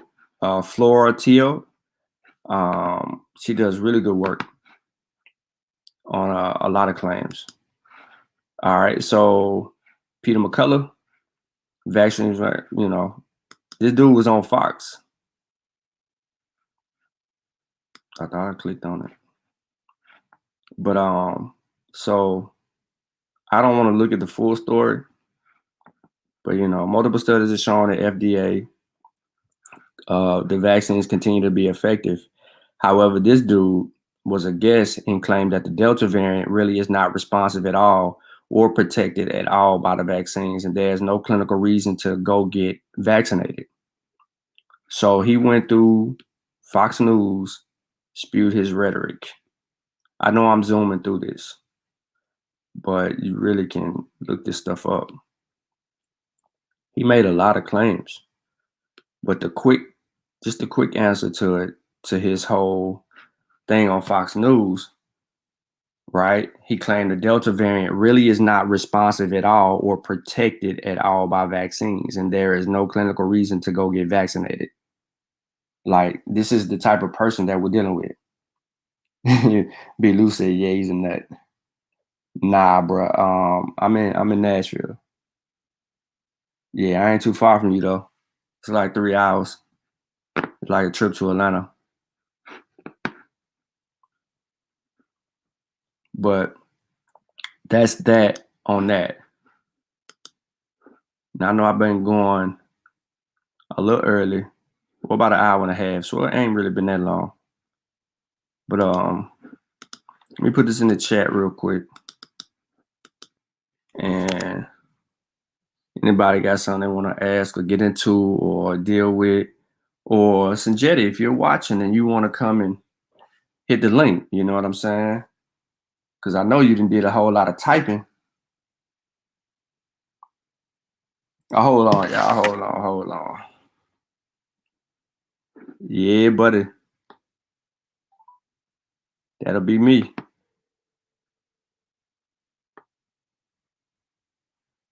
Hold on, y'all. Miss call from God Killer. You know it's war. Oh, he ain't answer. Yeah, war too. All right, he'll comment back.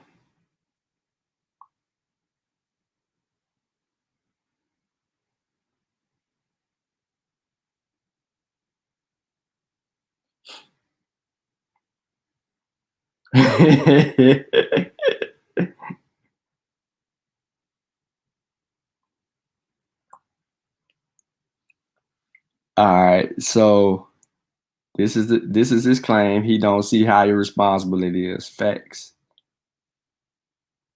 All right, so yeah, I ain't gonna hold y'all up, man. I don't want to drag out people's day. If you don't want to come on and build, you know what I'm saying? I like to give people the opportunity to get their stuff off, or anybody that has contention with anything or questions about stuff. As far as the book is coming, we're editing it as quickly as we can. We both have jobs, and there's a lot of reading, right? You write the book, you have people read the book, then you have people edit the book.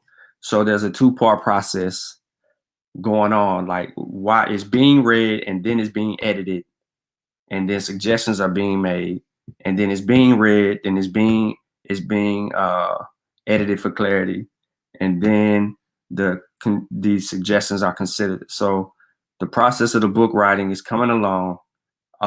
We're 4 chapters into the book. By this weekend, we should be 4 chapters in as far as the editing process, or maybe sooner. Once we get through chapter 4, which shouldn't take long, we'll be on 5, 6, 7, 8, blah, blah, blah. We should be good to go down the stretch, because toward the end of the book, I just put bonus material in there, right? Bonus reading material, but I labeled it, instead of labeled it chapters, I just put bonus material in there because it speaks to some more relevant conversations that we've had more recently, like breakthrough infections. Talk about that briefly in the bonus material. The origins, I talk about that in the bonus material. The only thing missing is the forward, which is coming along supposedly, and we will get that added too, and then I will review the book in its edited format, make sure everything lines up, and then we will get the all our stuff done together and get that taken care of. Now that book will be done, and then the start of Islam in the Land of the Blacks, the editing process will go with that, and we'll deal with that process. And instead of the book being out now, or the book being out sometime this month, I'm going to say the book is going to follow Spears of the Mossy Volume 4 regardless. It's going to follow Volume 4. And, you know, maybe late September, October, something like that, I had those books out. Well, maybe the SARS-CoV-2 book will come before the other book, which is cool with me. I don't care. Either way, I'm going to try to have it out to the people. I don't expect to sell 1,000 books like Garfield. I wish I could, but I make more enemies than friends. And it's mainly because I'm an advocate for truth, no matter who I rub wrong. It's unintentional. It's just about us getting to the truth. I know the only way that we get to the truth is at the moment that we're uncomfortable. So the more uncomfortable I make people, the more uncomfortable they make me. Then that's when I know we're at the realm of hashing out our differences and coming to an honest conclusion based on evidence and not emotions. But I got brother B-Lou in the building. What's good, bro? What's going on with you, Sean, man? Thank you for having me on the show, man. Cooling, man. Cooling. What's good with you, though, man? How things your way? Man, things are great. Things are great, brother. I'm just, man, I just had first off, man, I appreciate you guys for doing the work y'all do, man. I mean, it's so refreshing to hear,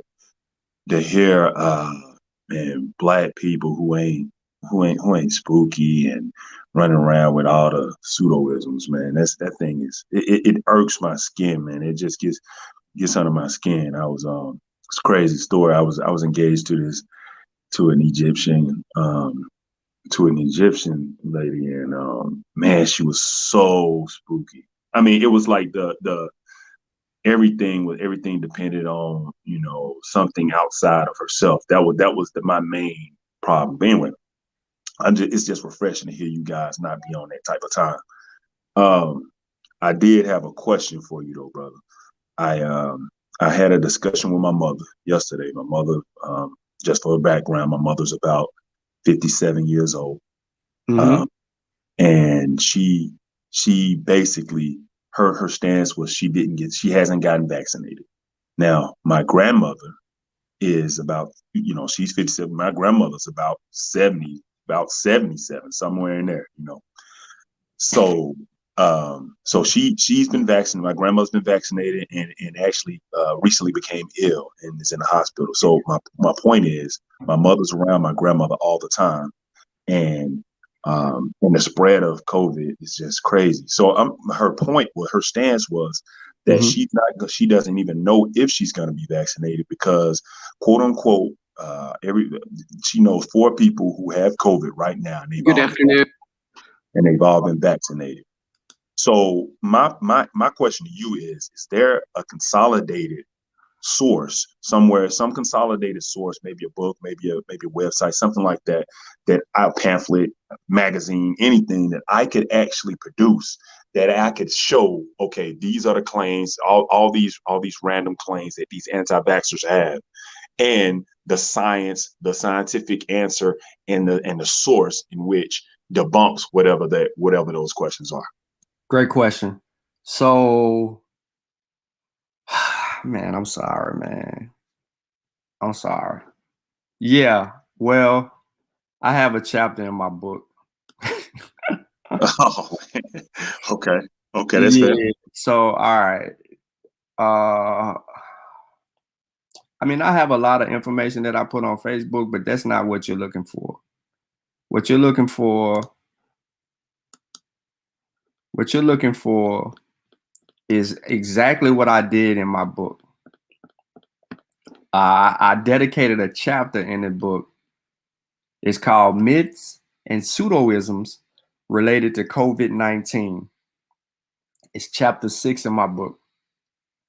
And in that, I talk about the disinformation dozen and a lot of where some of their claims come from.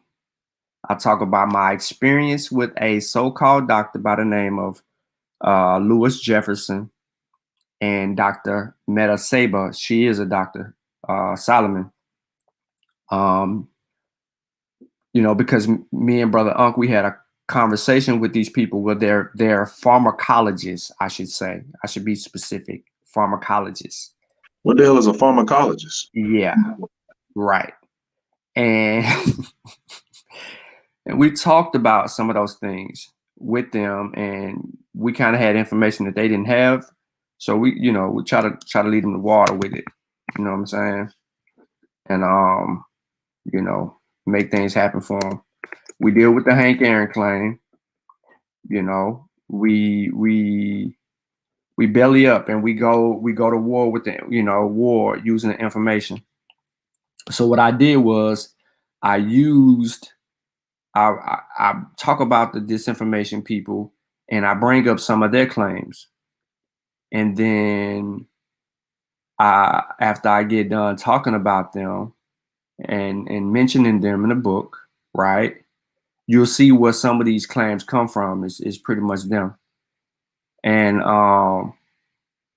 as far as book information, right, to help you do that, I don't have the claim and then the fact check. However, I do have videos on the Mossy Warrior Clan channel that have the articles or the sources in the description that you could pull from for fact checking. So let's just say that what is one of the claims that you really, what's one of the points that you really want to get across to her?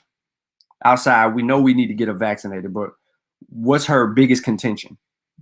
Is it Tuskegee? Is it No, it was crazy. No, what's crazy? You know what's crazy? She brought that up, and I'm actually a Tuskegee alumni. So I'm a Tuskegee alum, and my whole family, we all went to Tuskegee, which is crazy. She was born in Tuskegee, actually. so it's crazy. She was born at John Andrews in Tuskegee, at Tuskegee Hospital. Anyway, not even the point. But no, that's not her claim. Her main thing is she knows people who had the vaccine who have COVID. That's what she and I don't even know if that's true. You know what I mean? I haven't fact checked that. I don't even know if that's a real thing. I don't know. You could have what some people call an infection. You can be infected. The vaccines prevent disease, death, and hospitalization. In fact, we're constantly infected with viruses that we've been vaccinated against. The problem is our symptoms are little to none. They've been reduced. Think about the common cold. When you get a cold, like, man, I just got a cold or my sinuses is messing up or something like that, you hear people saying things like that. That's a reaction to an infection. Like the common cold, look up what the common cold is. Just something basic like that. The common cold, that is a virus coming through. So let's look it up a little bit. Common cold. All right, so the common cold is a viral infection of your nose and throat, upper respiratory tract. It's usually harmless. Some people think it's seasonal and they may get it here and there, right? The thing about it is that we know it's an infection, yet we disregard it because it's common. That's why they call it the common cold. So let's say you came into contact with a particular variant and your reactions were similar to a common cold. You might think that you have not been infected unless you got tested. So you will be more susceptible to transmitting the disease.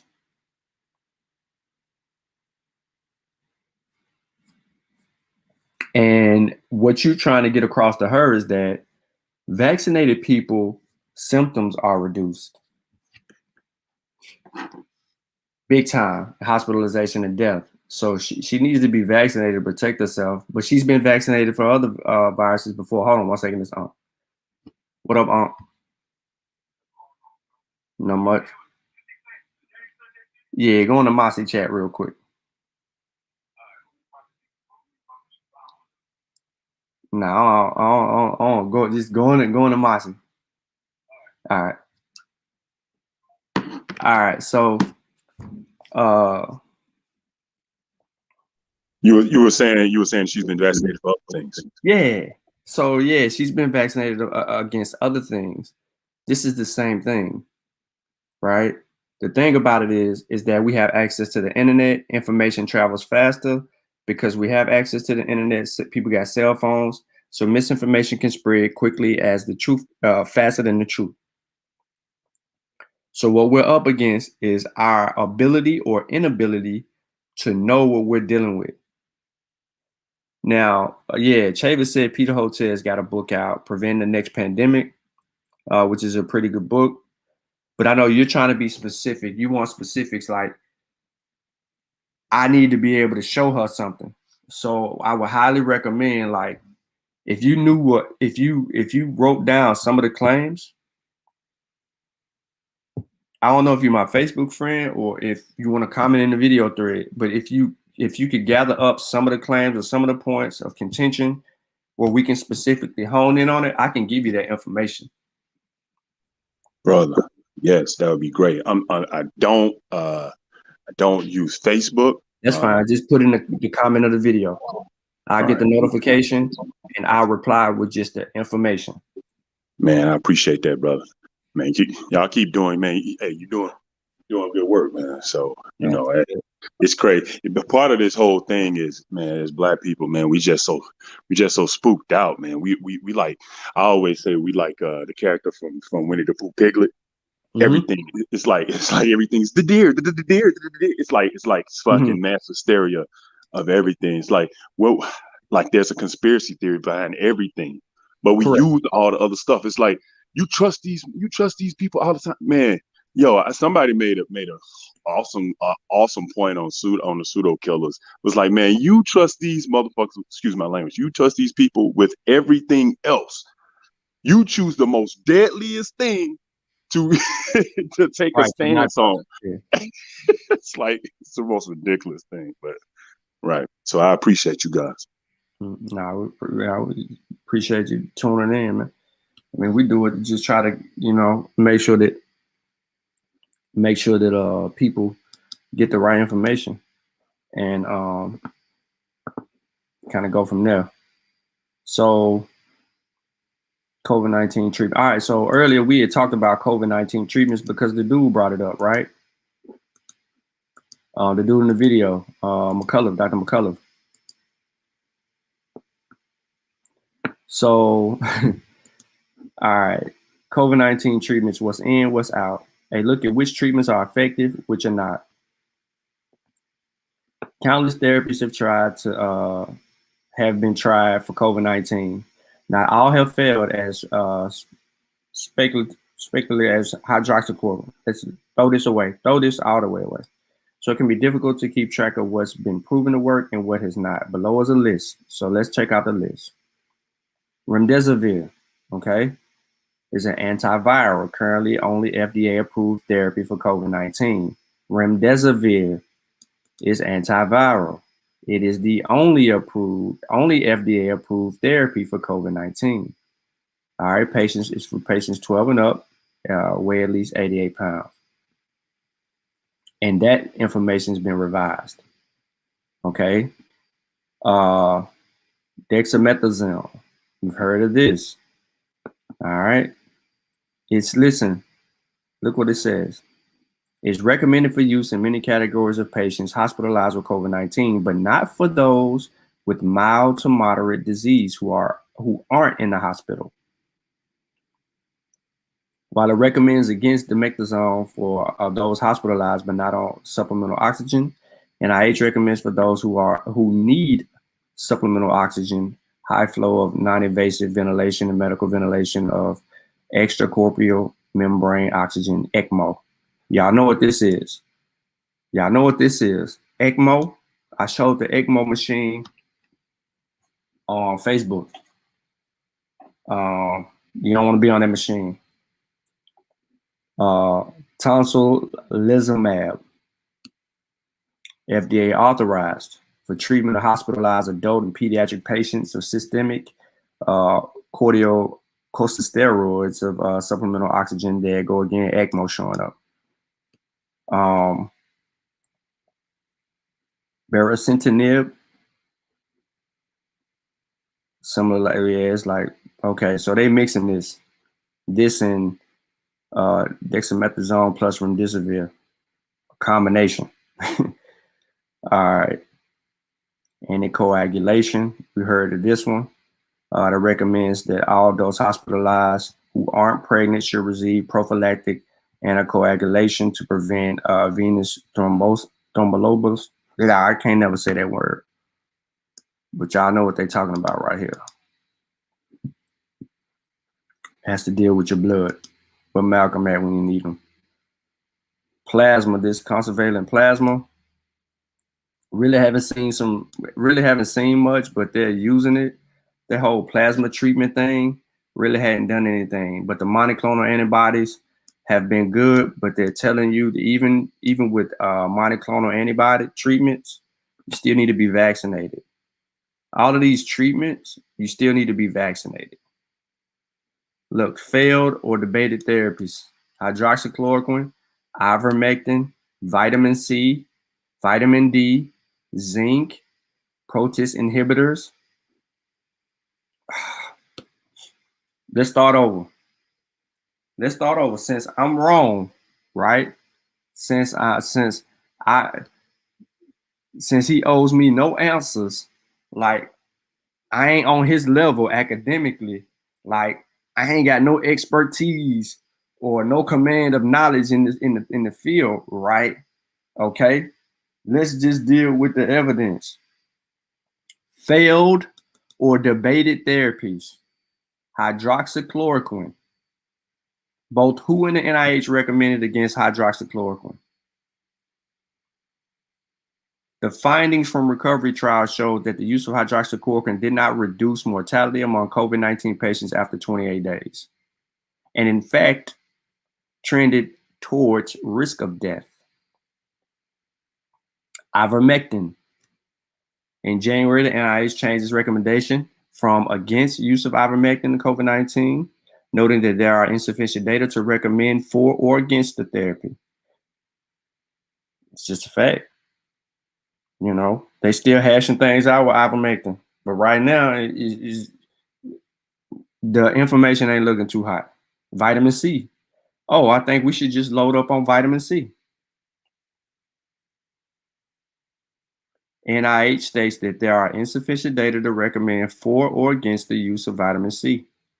There are several ongoing clinical trials, which we've already discussed some clinical trials that have, look what it says. Additionally, a randomized controlled trial of vitamin C and zinc showed no impact of either supplement of the course of symptoms in the patients with mild illness.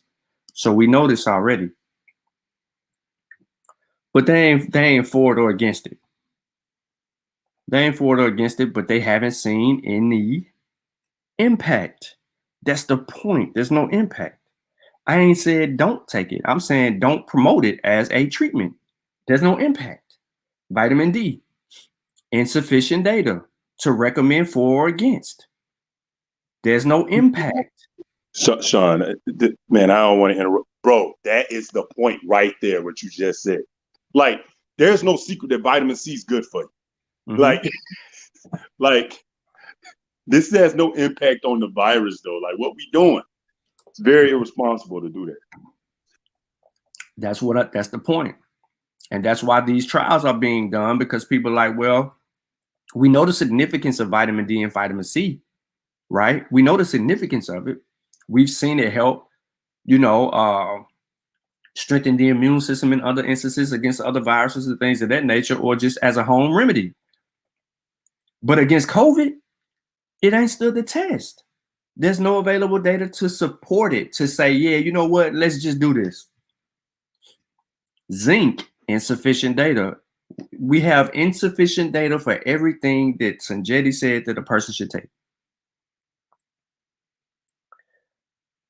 It says, the NIH states that insufficient data to recommend for or against in the use of zinc COVID-19. It also recommends against zinc supplementation above the recommended dietary allowance for the prevention of COVID. So they recommend against using zinc supplementation for the dietary allowance for the prevention of COVID-19. You know, so, and this was recently updated. I guess they've been listening to me, you know, me take my position. Like, we don't have the data. And this was published when? Today. Even though it ain't even a set, you know, it's, you know, today. It's updated information right here. Right on time. I just got this in the email. Updated information. So I'm not anti-nutrition. Oh man, see this chill fault. See this chill. Look at him. My mama mad as hell at you because she stole the book.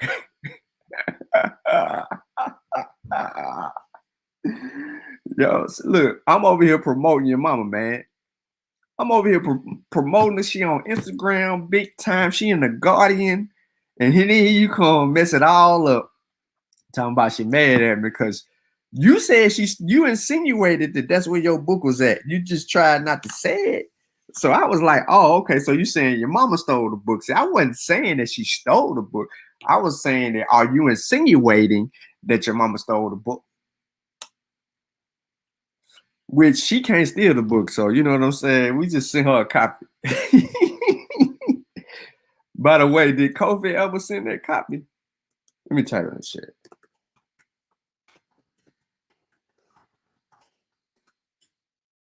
Because if your mama got it, it's a wrap. She can have it. We just have to figure it out to get you another copy.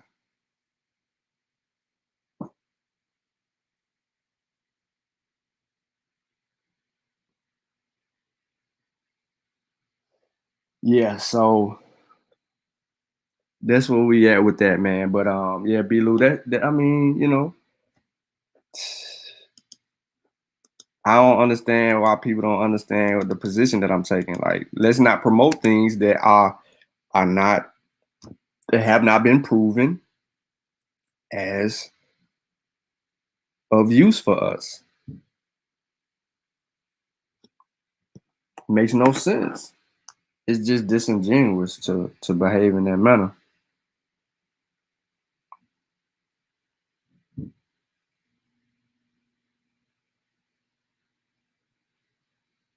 I oftentimes ask the question, what's the opportunity cost of that though?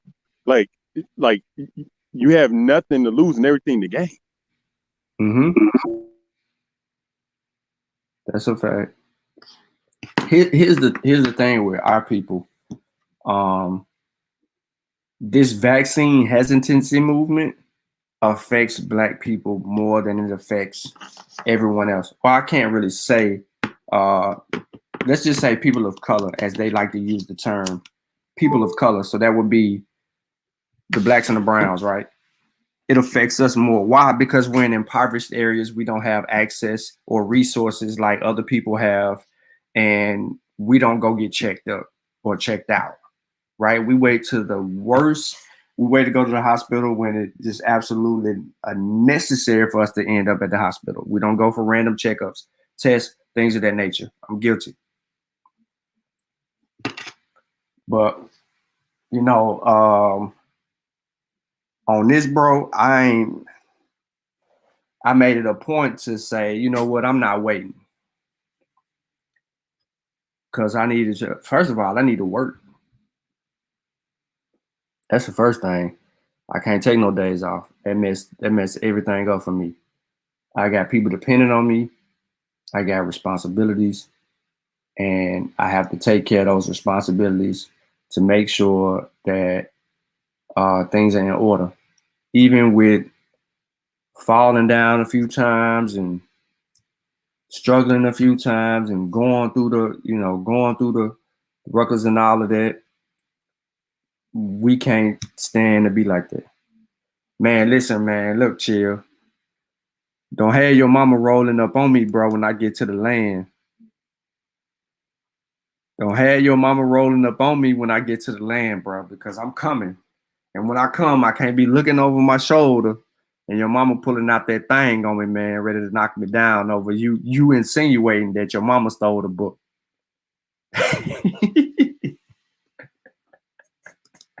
You said there was only one person that went in your library, bro. There's only one person that is bold enough to take a book off your shelf. That's your mama. That's all I'm saying. You ain't gonna say nothing to nobody else but your mama.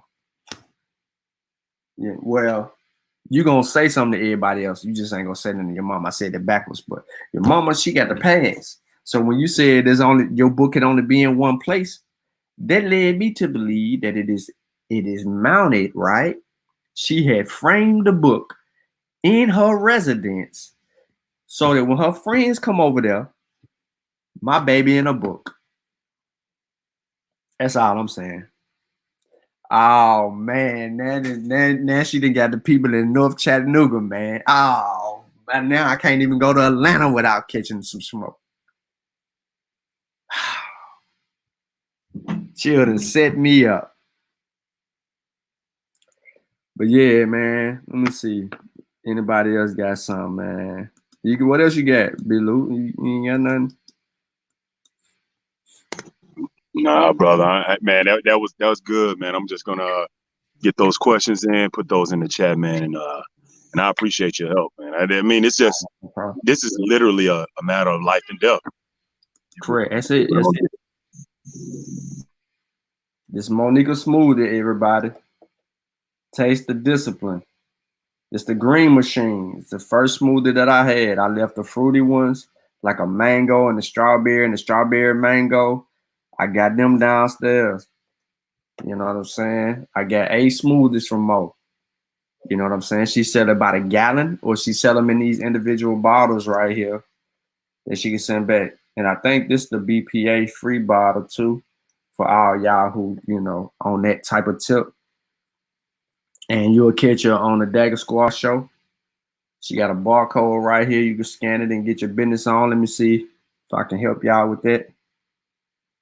Y'all can order it, take your phones out, get that barcode on, and get you some of Monica smoothies. Now, to add to this, right? To add to this, she's selling these smoothies for her scholarship program for the kids. So this is the proceeds. Actually, when you buy the smoothies, the proceeds go to her scholarship program so she can get those scholarships out there to those kids who participate in the essay writings and, get the potential to win. Now, the more money she has to provide more scholarship, the more kids that she could also help send to school. So let's support Sister Monica in that regard when it comes to the kids. We, the Kofi Pi research team, we also have a scholarship program with the people in the Gambia. Now, we usually take our proceeds from our books and things of that nature and out of our own pockets and put them together to create scholarships for the sisters and brothers over there in the Gambia. We haven't taken up any donations or anything like that. But there may be a time where people want to, donate or something like that. We will give you the opportunity to do that, but we just prefer to provide you with the service, and then that'll be a way of contributing. So when y'all purchase books from the Kofi Pi research team, from under Same Tree Different Branch Publishing, half of our proceeds, even though we wrote the book, half of that money, we just be creating a way to give scholarships to people in the Gambia. Our African brothers and sisters over there need education too. So, you know, that's what we're doing. That's what we're on. We're trying to make sure we can do that. So that's why we really haven't did any donations. We just write our books, put our books out, and hopefully people support our books and support us so that we can get that information out. Now, we come to the end of the show. I ain't gonna hold nobody up. I might be live again. You never know. But I do appreciate everybody for tuning in. Some people may have been late. I know we did a 3.5 hour show last night. There was some information that came out. I'm still, I'm still a little iffy on your stance over there about, but you said you scheduled. I don't know how long you scheduled, but you said you scheduled and you're trying to get that Moderna. People asking why the Moderna when he can get the first available. I understand why you want the Moderna, but because you know the Moderna gang, we in the building. But you gotta get your vaccine, bro. Gotta get your vaccine ASAP. Especially when you're teaching about it and educating people about the vaccine, you want to make sure that you get that. We ain't trying to push vaccines down people's throat. We're trying to protect Black people in general. And our number one priority has always been about our people. We serve our people. Without you, we wouldn't be here. And we just want to make sure that y'all are safe and taken care of. So before I close out, I'm going to share my screen again. You know I got to end with my public service announcement. And then, you know, maybe somebody else live and come back and deal with. We'll go from there. So, Brother Chill, you're going to have to get your mama off my back. Tell her put the strap down. Yo, talk to me, Cleveland. Have you not had your shot yet? Really? Are you serious? I know you're worried. You're thinking it's gonna be like another Tuskegee? I get it. They've been doing Black people dirty for years. So why wouldn't we be concerned this time? Here's the situation, people. In Tuskegee, they did not give us the disease, but what they didn't do was give us the cure. But by not taking this vaccine, we're Tuskegeeing ourselves. The truth is, if we don't protect ourselves, nobody will. We're at over 150 million people vaccinated. And if your doctor and your mother haven't turned into zombies by now, then you won't either. One more time, Chill. One more time. Yo, talk to me, Cleveland. Have you not had your shot yet? Really? Are you serious? I know you're worried. You're thinking it's gonna be like another Tuskegee? I get it. They've been doing Black people dirty for years. So why wouldn't we be concerned this time? Here's the situation, people. In Tuskegee, they did not give us the disease, but what they didn't do was give us the cure. But by not taking this vaccine, we're Tuskegeeing ourselves. The truth is, if we don't protect ourselves, nobody will. We're at over 150 million people vaccinated. And if your doctor and your mother haven't turned into zombies by now, then you won't either. The truth, man, he got his grip my head. Okay, that's it. That was no. He was like, I'm trying to balance you so you can hold your head. Jeff, I can balance my own head.